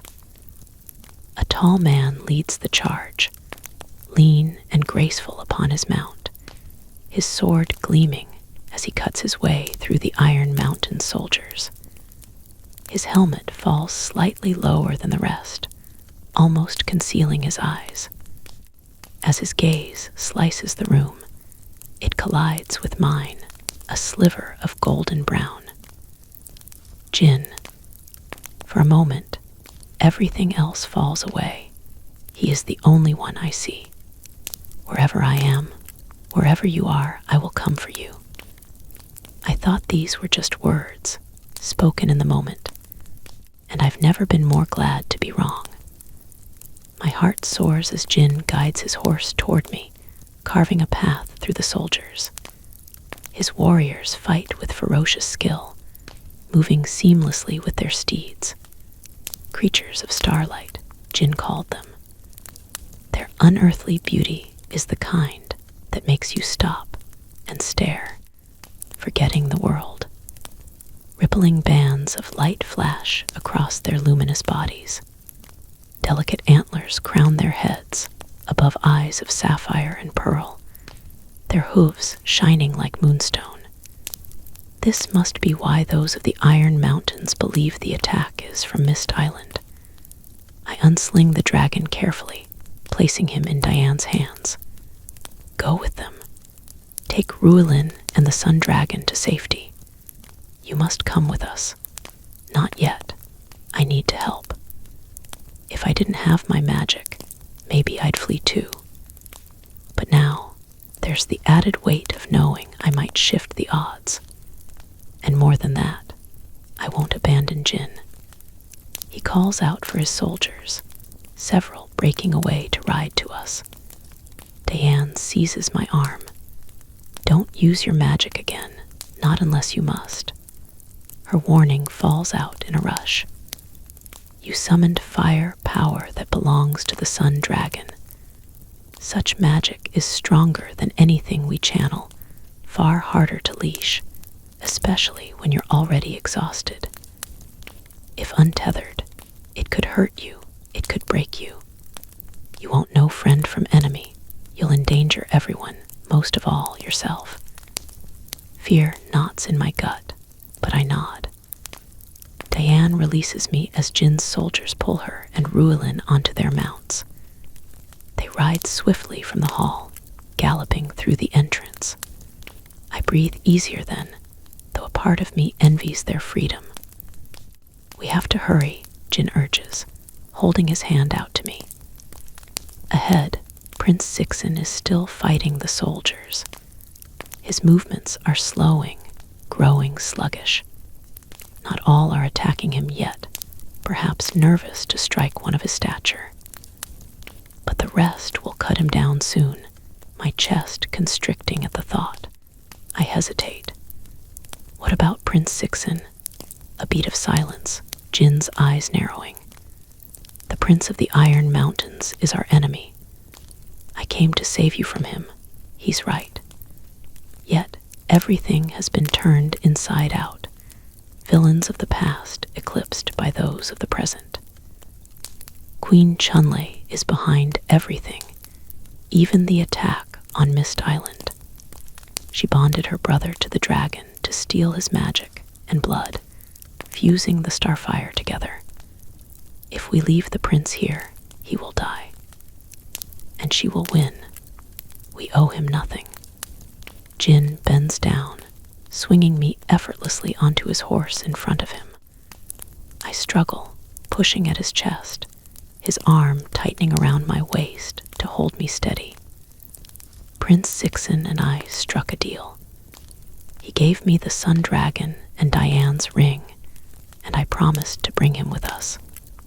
He took those things from you and your sister, Jin reminds me scathingly, yanking the reins as he guides his horse toward the entrance. Promises are meaningless when coerced. It echoes what I thought before. The prince is our enemy, regardless of his sister's villainy. But while I've broken a lot of promises, this one is different. I didn't give it to the Prince of the Iron Mountains, but to the boy who'd saved me. I gave him my word. That means something to me, even if it's nothing to you. It means something to me too, he replies tightly. But I won't risk us for him, nor will I risk any of my soldiers. We must go.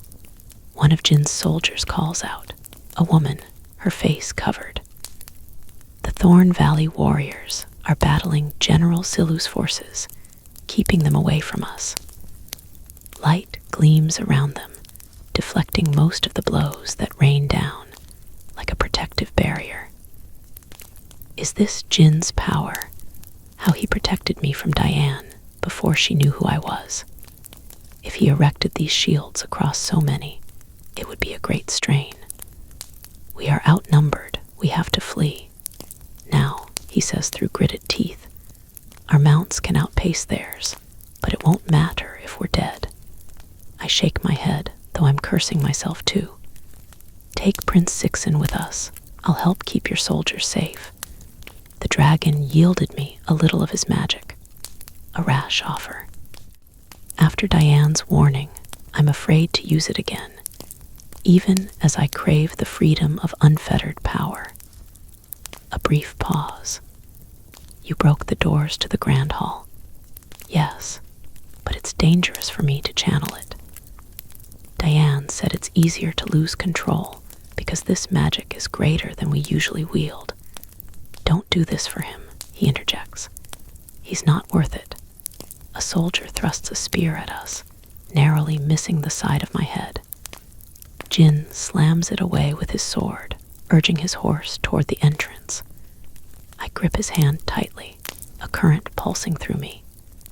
"Help me, Jin. Shield me."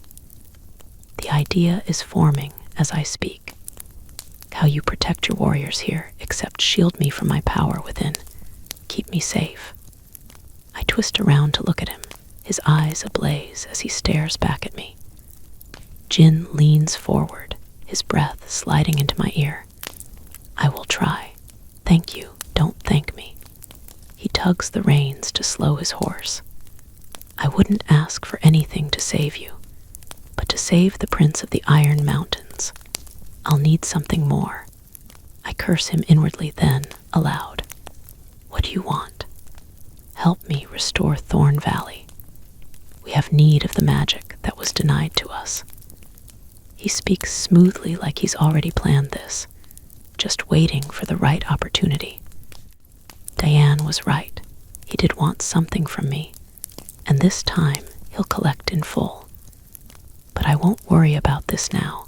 Tomorrow feels too distant when I can't even see the end of today. I do. I don't hesitate. There's no time, though I hate accepting a first offer.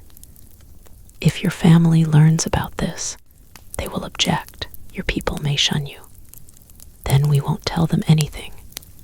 We're both good at telling lies. Jin yanks the reins of his horse abruptly, swinging around to gallop back to the center of the hall, where Prince Sixen is surrounded by General Silu's soldiers. A group of Thorn Valley warriors breaks away to follow us. Though they are the stronger fighters, we're greatly outnumbered. "We must rescue the Prince of the Iron Mountains," Jin tells them, nodding at a gray-eyed woman. "Shiji, you'll bear the prince." "A hostage," scorn laces her voice. "We need him," he says firmly. "We'll guard you." Shiji sighs, then rides toward Prince Sixen. He's cornered by soldiers, blood spilling from his wounds. Queen Chunlei and General Silu stand a little way behind. Their heads snap up as we approach, the general ordering his warriors to attack us. Archers rush into the fray, aiming arrows our way.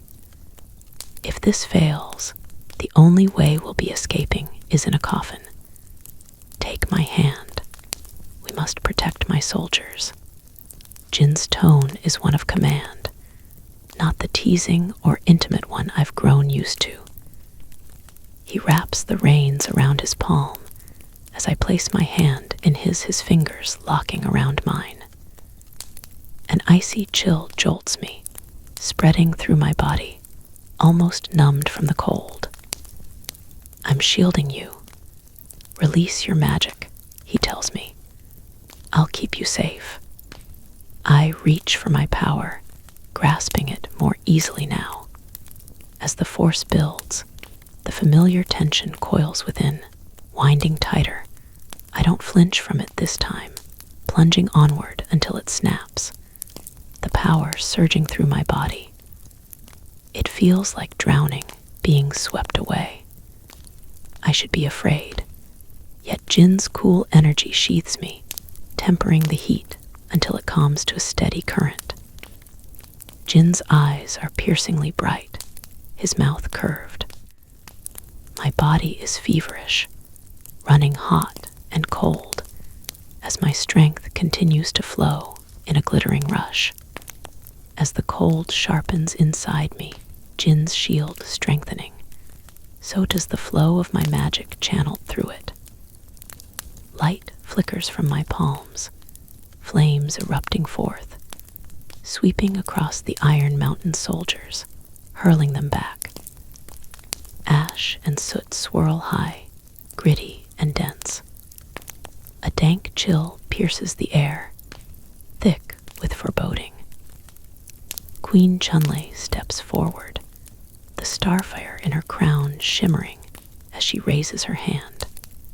Ice glistens along her fingertips, forming sharp spears, breaking free to hurtle into our warriors around her, even her own people. Blood spills from the gashes across their arms and faces. The power, she's learned to wield it. Rage mounts that she's getting everything she schemed for, paid with my family's suffering. I spin toward her, eager to strike, but she's quicker. More spears of ice dart toward me, one scraping my forehead. As the queen's hand fists, the gem on her crown flares brighter.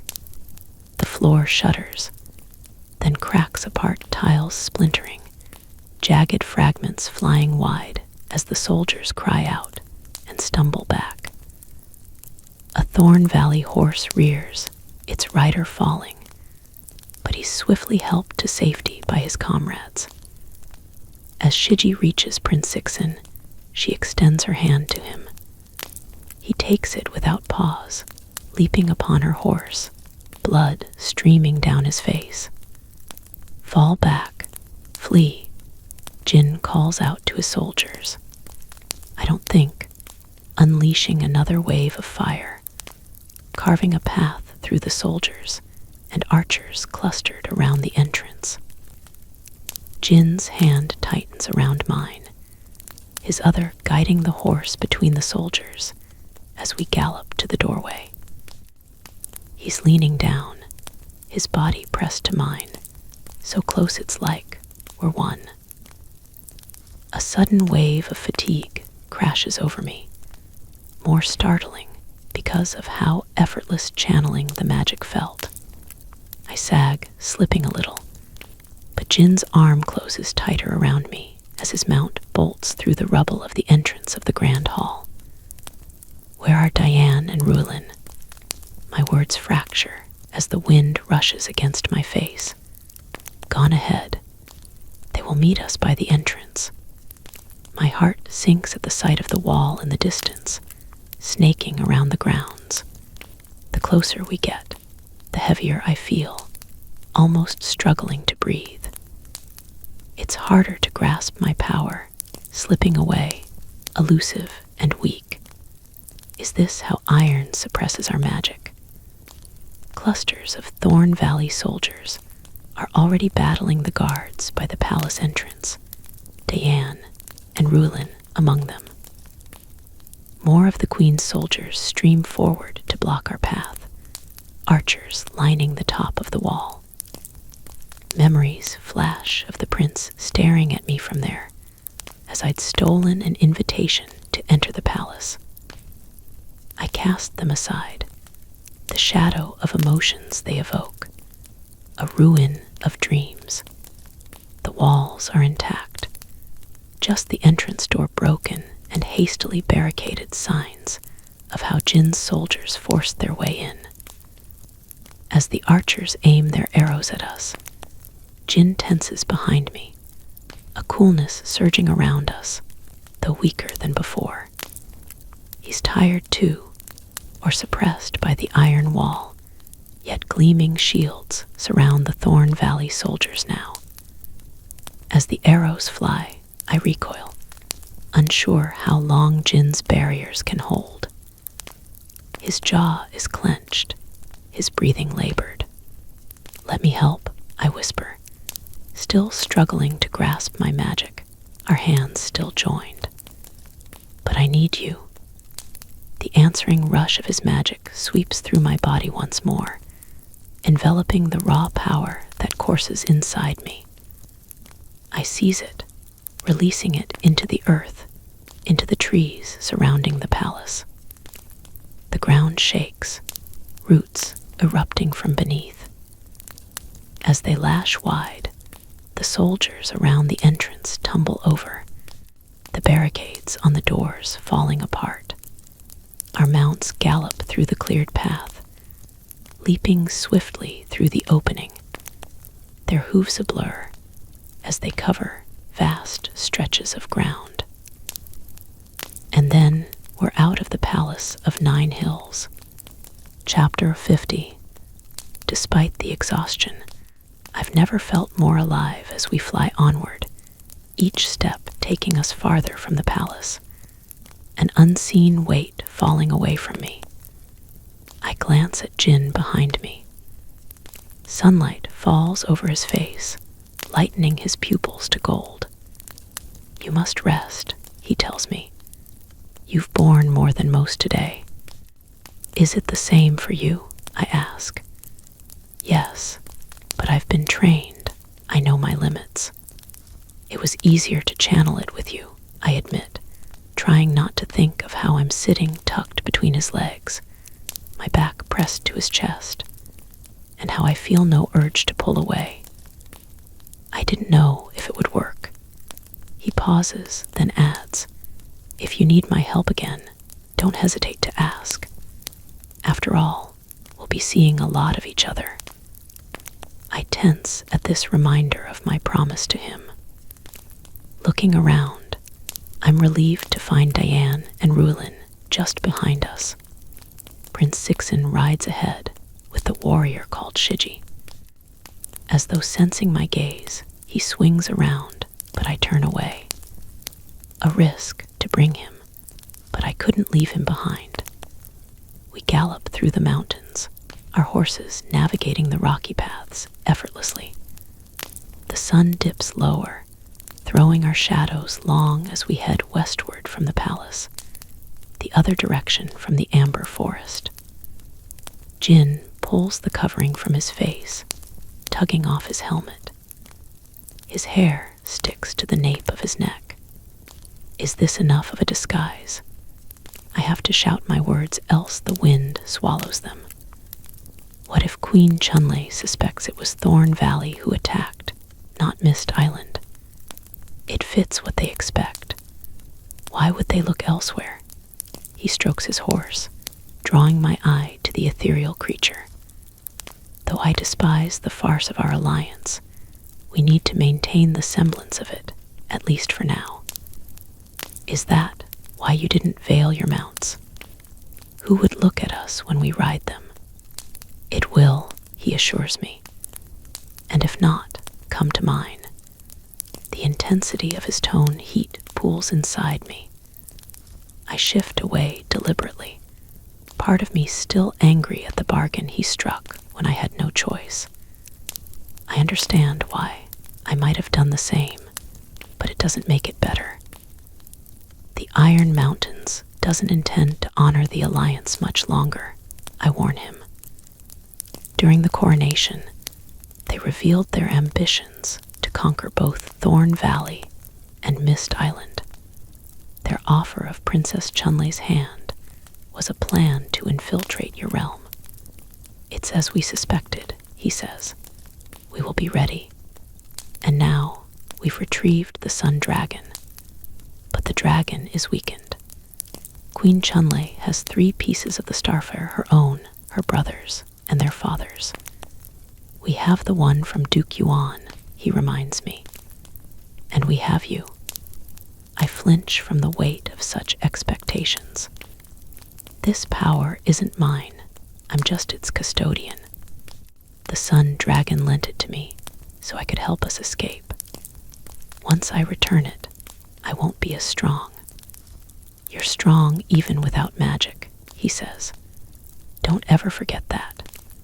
I swallow hard, reminding myself of his silver tongue. How do you want me to help Thorn Valley? It's easier when I know exactly what he wants. My kingdom is falling into slow decay. We need magic for our trees and crops to thrive, to keep the thorns from overgrowing our land, he says somberly.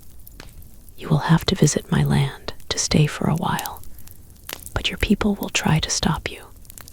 You helped us escape the dragon, Diane, and me. How can they object? Those of Mist Island don't like sharing their power. They want to keep us dependent on them. His lips curve into a smile. They will be afraid that I might try to keep you. You won't, I say resolutely. What if I do? There is a note in his tone I can't read. You can't. I won't stay anywhere I'm forced to, not in the Palace of 9 Hills, not with you. Without waiting for his reply, I add, why are those of the land beyond fighting among themselves? Queen Chunlei's power will grow. Her army is strong, and her husband thirsts for war. You'll soon learn that the elders who govern Mist Island are not good at setting aside their grudges and pride. Shiji breaks away from the other warriors, riding toward us. She jerks her head at Prince Sixin behind her. The hostage wishes to speak with you. Prince Sixin glares at her. Don't talk of me that way. Forgive me, Your Highness. The emphasis on his title makes it sound like an insult, and I suppress the urge to laugh. Don't make trouble for my people, Jin tells him coldly. I'm only tolerating your presence right now. Lord Jinyong, I can handle one spoiled prince, Shiji tells him with a grin. A sourish sensation churns through me at her teasing manner. I study her black eyes and full lips, the way her dark brown hair is braided down her back, feeling irrationally annoyed at Jin. Lord Jinyong, Prince Sixin's gaze is probing, almost hostile. Why did your people attack us? You are not entitled to answers, Jin replies brusquely. You're not a guest, but a prisoner. I'm not your captive. I am an ally. Prince Sixin faces me. We struck a deal. I gave you what you asked for in return for helping me escape. I meet his stare without flinching. You only asked that I bring you with us. Here, you must abide by our rules, just as those in the palace abided by yours. He raises his chin, a glint in his eyes. What if I do? We'll extend the same hospitality that you do to those who displease you. When I remember the Shadow Wing, how he imprisoned us and punished the serving girl, it's easier to forget what I owe him. Can I leave when I wish? He demands with his usual arrogance. No, Jin replies. I won't have you running back to your sister to beg for mercy and betray us. I will never beg her for mercy. I will never trust her again. Prince Sixin's voice is guttural with rage, with hurt. Your Highness, you are clever enough to realize the safest place for you is with us. Prisoner or reluctant ally, it's safer to keep him out of the Queen's grasp, someone with a claim to the throne of the Iron Mountains, with valuable secrets to share. Your sister controls your army. If you remain in your realm, you will be hunted, captured, and killed. A pause. Thank you for not leaving me. The words come stiff like he's not used to uttering them. As you said, we struck a deal. Is that all? Prince Sixin's mouth slants into a knowing smile. Nothing more, I snap, as behind me Jin tenses. The prince smooths his red sleeve, calling attention to how we're dressed. We are closer than that. You are almost my bride. You threatened my sister's life to make me agree. Shall we test your indifference to me? As his gaze slides to my lips, my hands clench. By all means, if you want a fist in your face. Prince Sixin's smile widens. I might enjoy it from you. I'd be happy to lend her my fist. You'd enjoy it far less.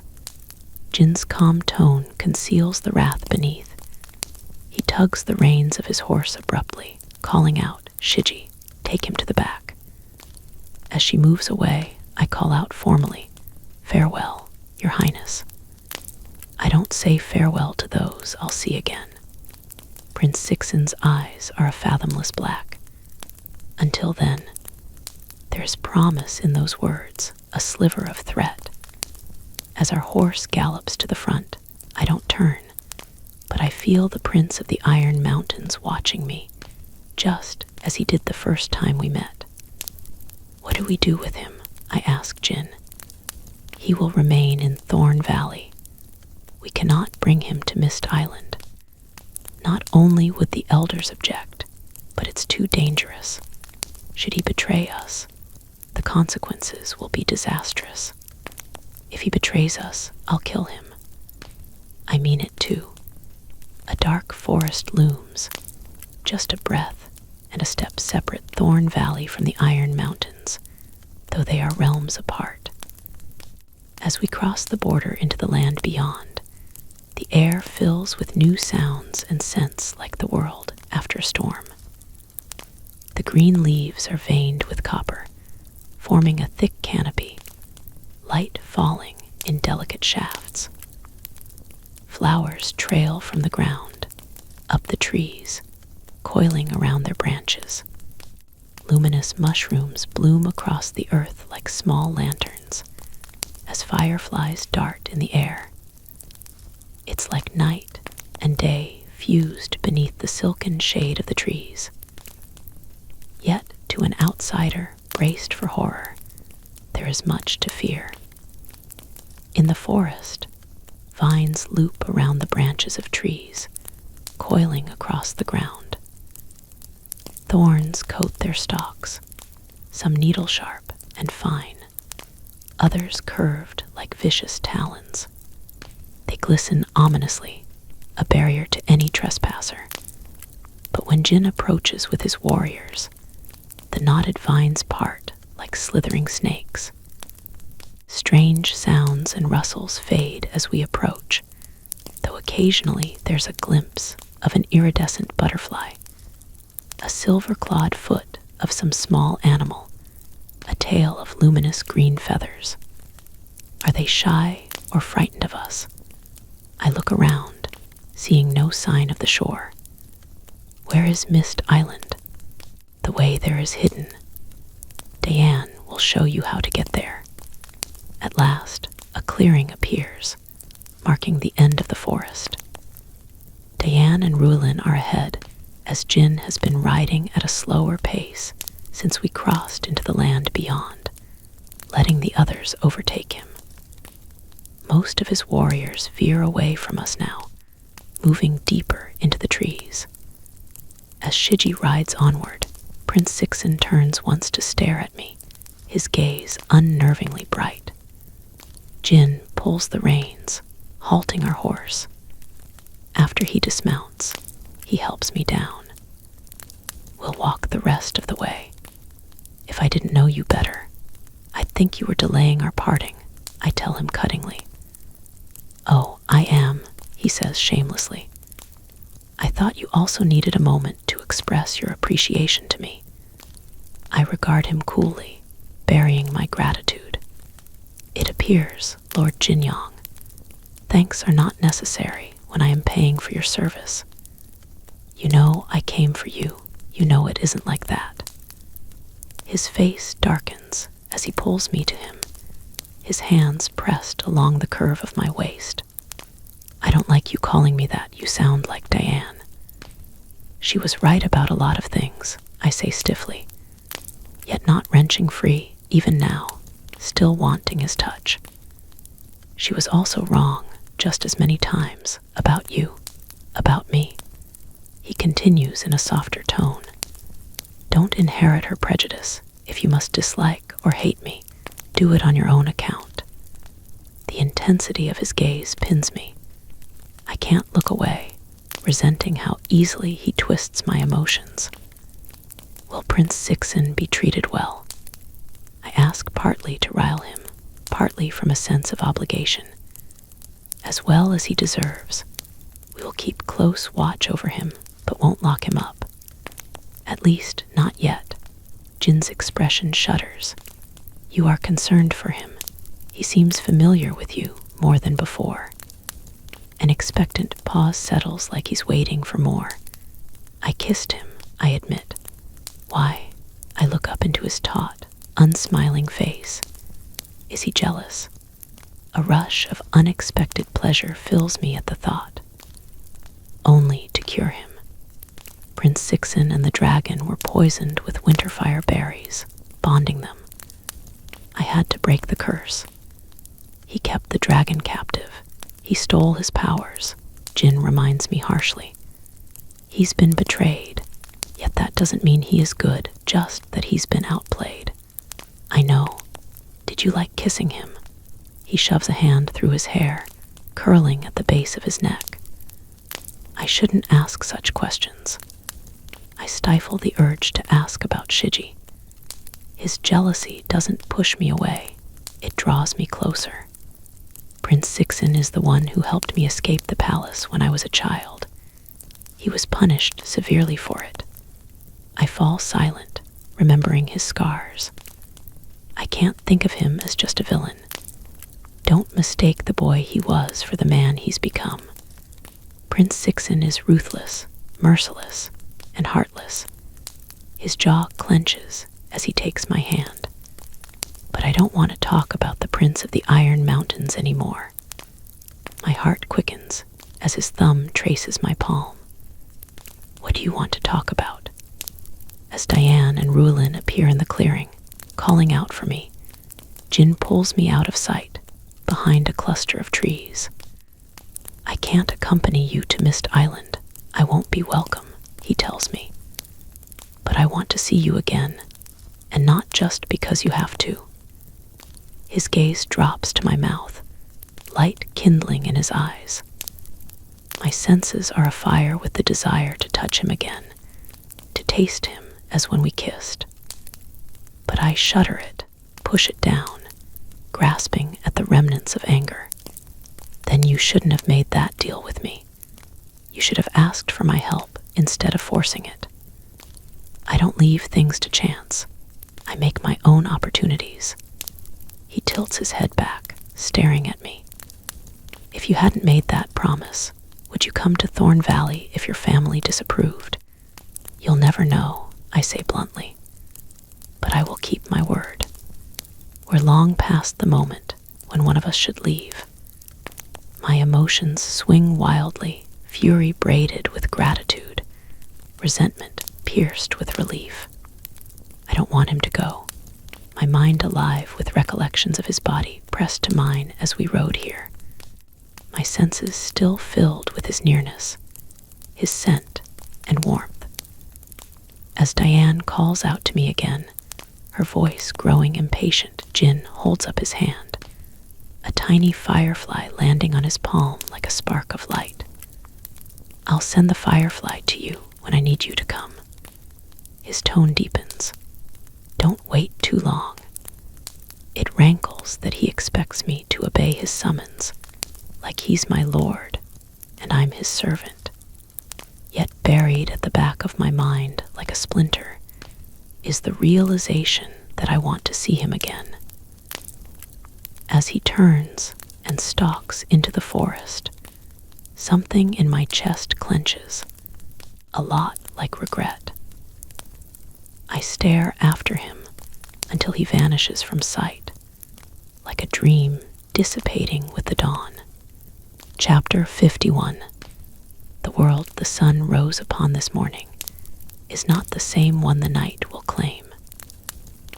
My pulse races as I step out from the forest to join Diane and Rulin, entering a wide clearing ringed by rolling hills. It's warmer here, the slopes covered with grass so lush, and evenly grown it looks painted on, wildflowers speckling the grounds. The quiet is the kind that settles into one's mind, easing its cares. Diane is sitting against a tree, Ruelin beside her. More color has returned to my sister's face, though her eyes are listless and dull, like the suffering she's endured haunts her still. You were gone a long while, sister, she says pointedly. Did Lord Jinyong try to keep you from returning? I suppress a flush. He saved us. We should be grateful. I am, she says with a sigh. But I still don't like him. I won't argue with her while she's unwell. Are you feeling better? A little. Despite her smile, she keeps one hand clasped over the other, like she's afraid her ring will be taken again. What else do you need? I reach for my pouch of herbs. Tell me and I'll find it. She shakes her head. I just want to go home. How is the dragon? I ask. His breathing has steadied, yet he's not regained consciousness. Diane's hand cradles the makeshift sling the sun dragon is tucked in. Let's hope the elders know how to revive him. How do we get to Mist Island? Ruilin asks, searching the valley. Diane inclines her head at me. You must bring us home. Can I ask uncertainly. You are one of us, a daughter of Mist Island. Her words echo those of the sun dragons, kindling a warmth in my heart. On instinct, I bend to press my hand to the earth, my ring brushing the soil. The band glows brighter, the petals of the flower fluttering though the air is still. The golden root on my ring shimmers, a different type of heat flowing through me from the magic I channeled. This isn't a struggle or strain, just an inexplicable sense of belonging. Something glimmers in the distance, like stars streaking across the heavens. A wind stirs thick with the scent of flowers, of salt and brine. It smells like freedom, like change. The grass flattens, a narrow path forming that winds between the hills. Ahead ripples a boundless stretch of water, of glistening sands, voluminous ribbons of mist weaving between the islands, dotting the horizon. Diane walks beside me as we follow the pathway over the hills, heading toward the shoreline. We walk a long way, yet I'm not tired. As we step into the water, it laps around my ankles, as warm as summer. The mist cloaks us until it's like we're standing in a cloud. Diane's eyes are bright. Are you ready to go home, sister? Her question pulses through my mind, doubt echoing after. What lies on the horizon? I won't think of the frightening stories I heard, but of the family that awaits me. Will they welcome me as Diane did? Or will I face scorn and mistrust, an unwelcome outsider? And what about my father? Will he see himself in me or glimpses of my mother? Even if he does, I can't tell if he'll cherish these resemblances or resent their remembrance. I'm ready, yet the truth is, I might never be. Diane's fingers slide between mine. The wind blows, bearing the sweetness of flowers, the indefinable salt of the sea. What life might I have had here, down the straight path, instead of tumbling into the abyss? Diane and I would have grown up together, the intimacy of sisterhood cultivated with our tears and smiles, memories that bind us closer than the blood in our veins. Longing pierces me for those stolen years, bitter with regret and sharp with fury, for the family we never had a chance to be. But while our past was stolen from us, our future remains unwritten. A gift, in a way. I'm lucky to be standing here now, the ghosts of my past grazing the shadows of the future, the loss entwined with love, that I can choose whether to move onward or stand still. There is no wrong decision as long as it's mine. It is quiet here by these mist-drenched waters, where dreams and reality interlace and blur. But my hand is in my sister's, and this is real. A rich fragrance spills over us, the azure waters crested with pearl foam. Lotuses appear, each the width of 2 palms, their radiant petals dusted in silver, forming a path. Anticipation surges through my veins. What lies ahead on the unknown horizon, in the land shrouded in mist, where the petals rain upon the ground? Danger, undoubtedly. Heartache, too. But fear won't make a coward of me today. I've had enough of questions. It's time to seek the answers. One step forward, leaving my past behind, reaching for what lies beyond the curve. There lies my destiny, and I will claim it.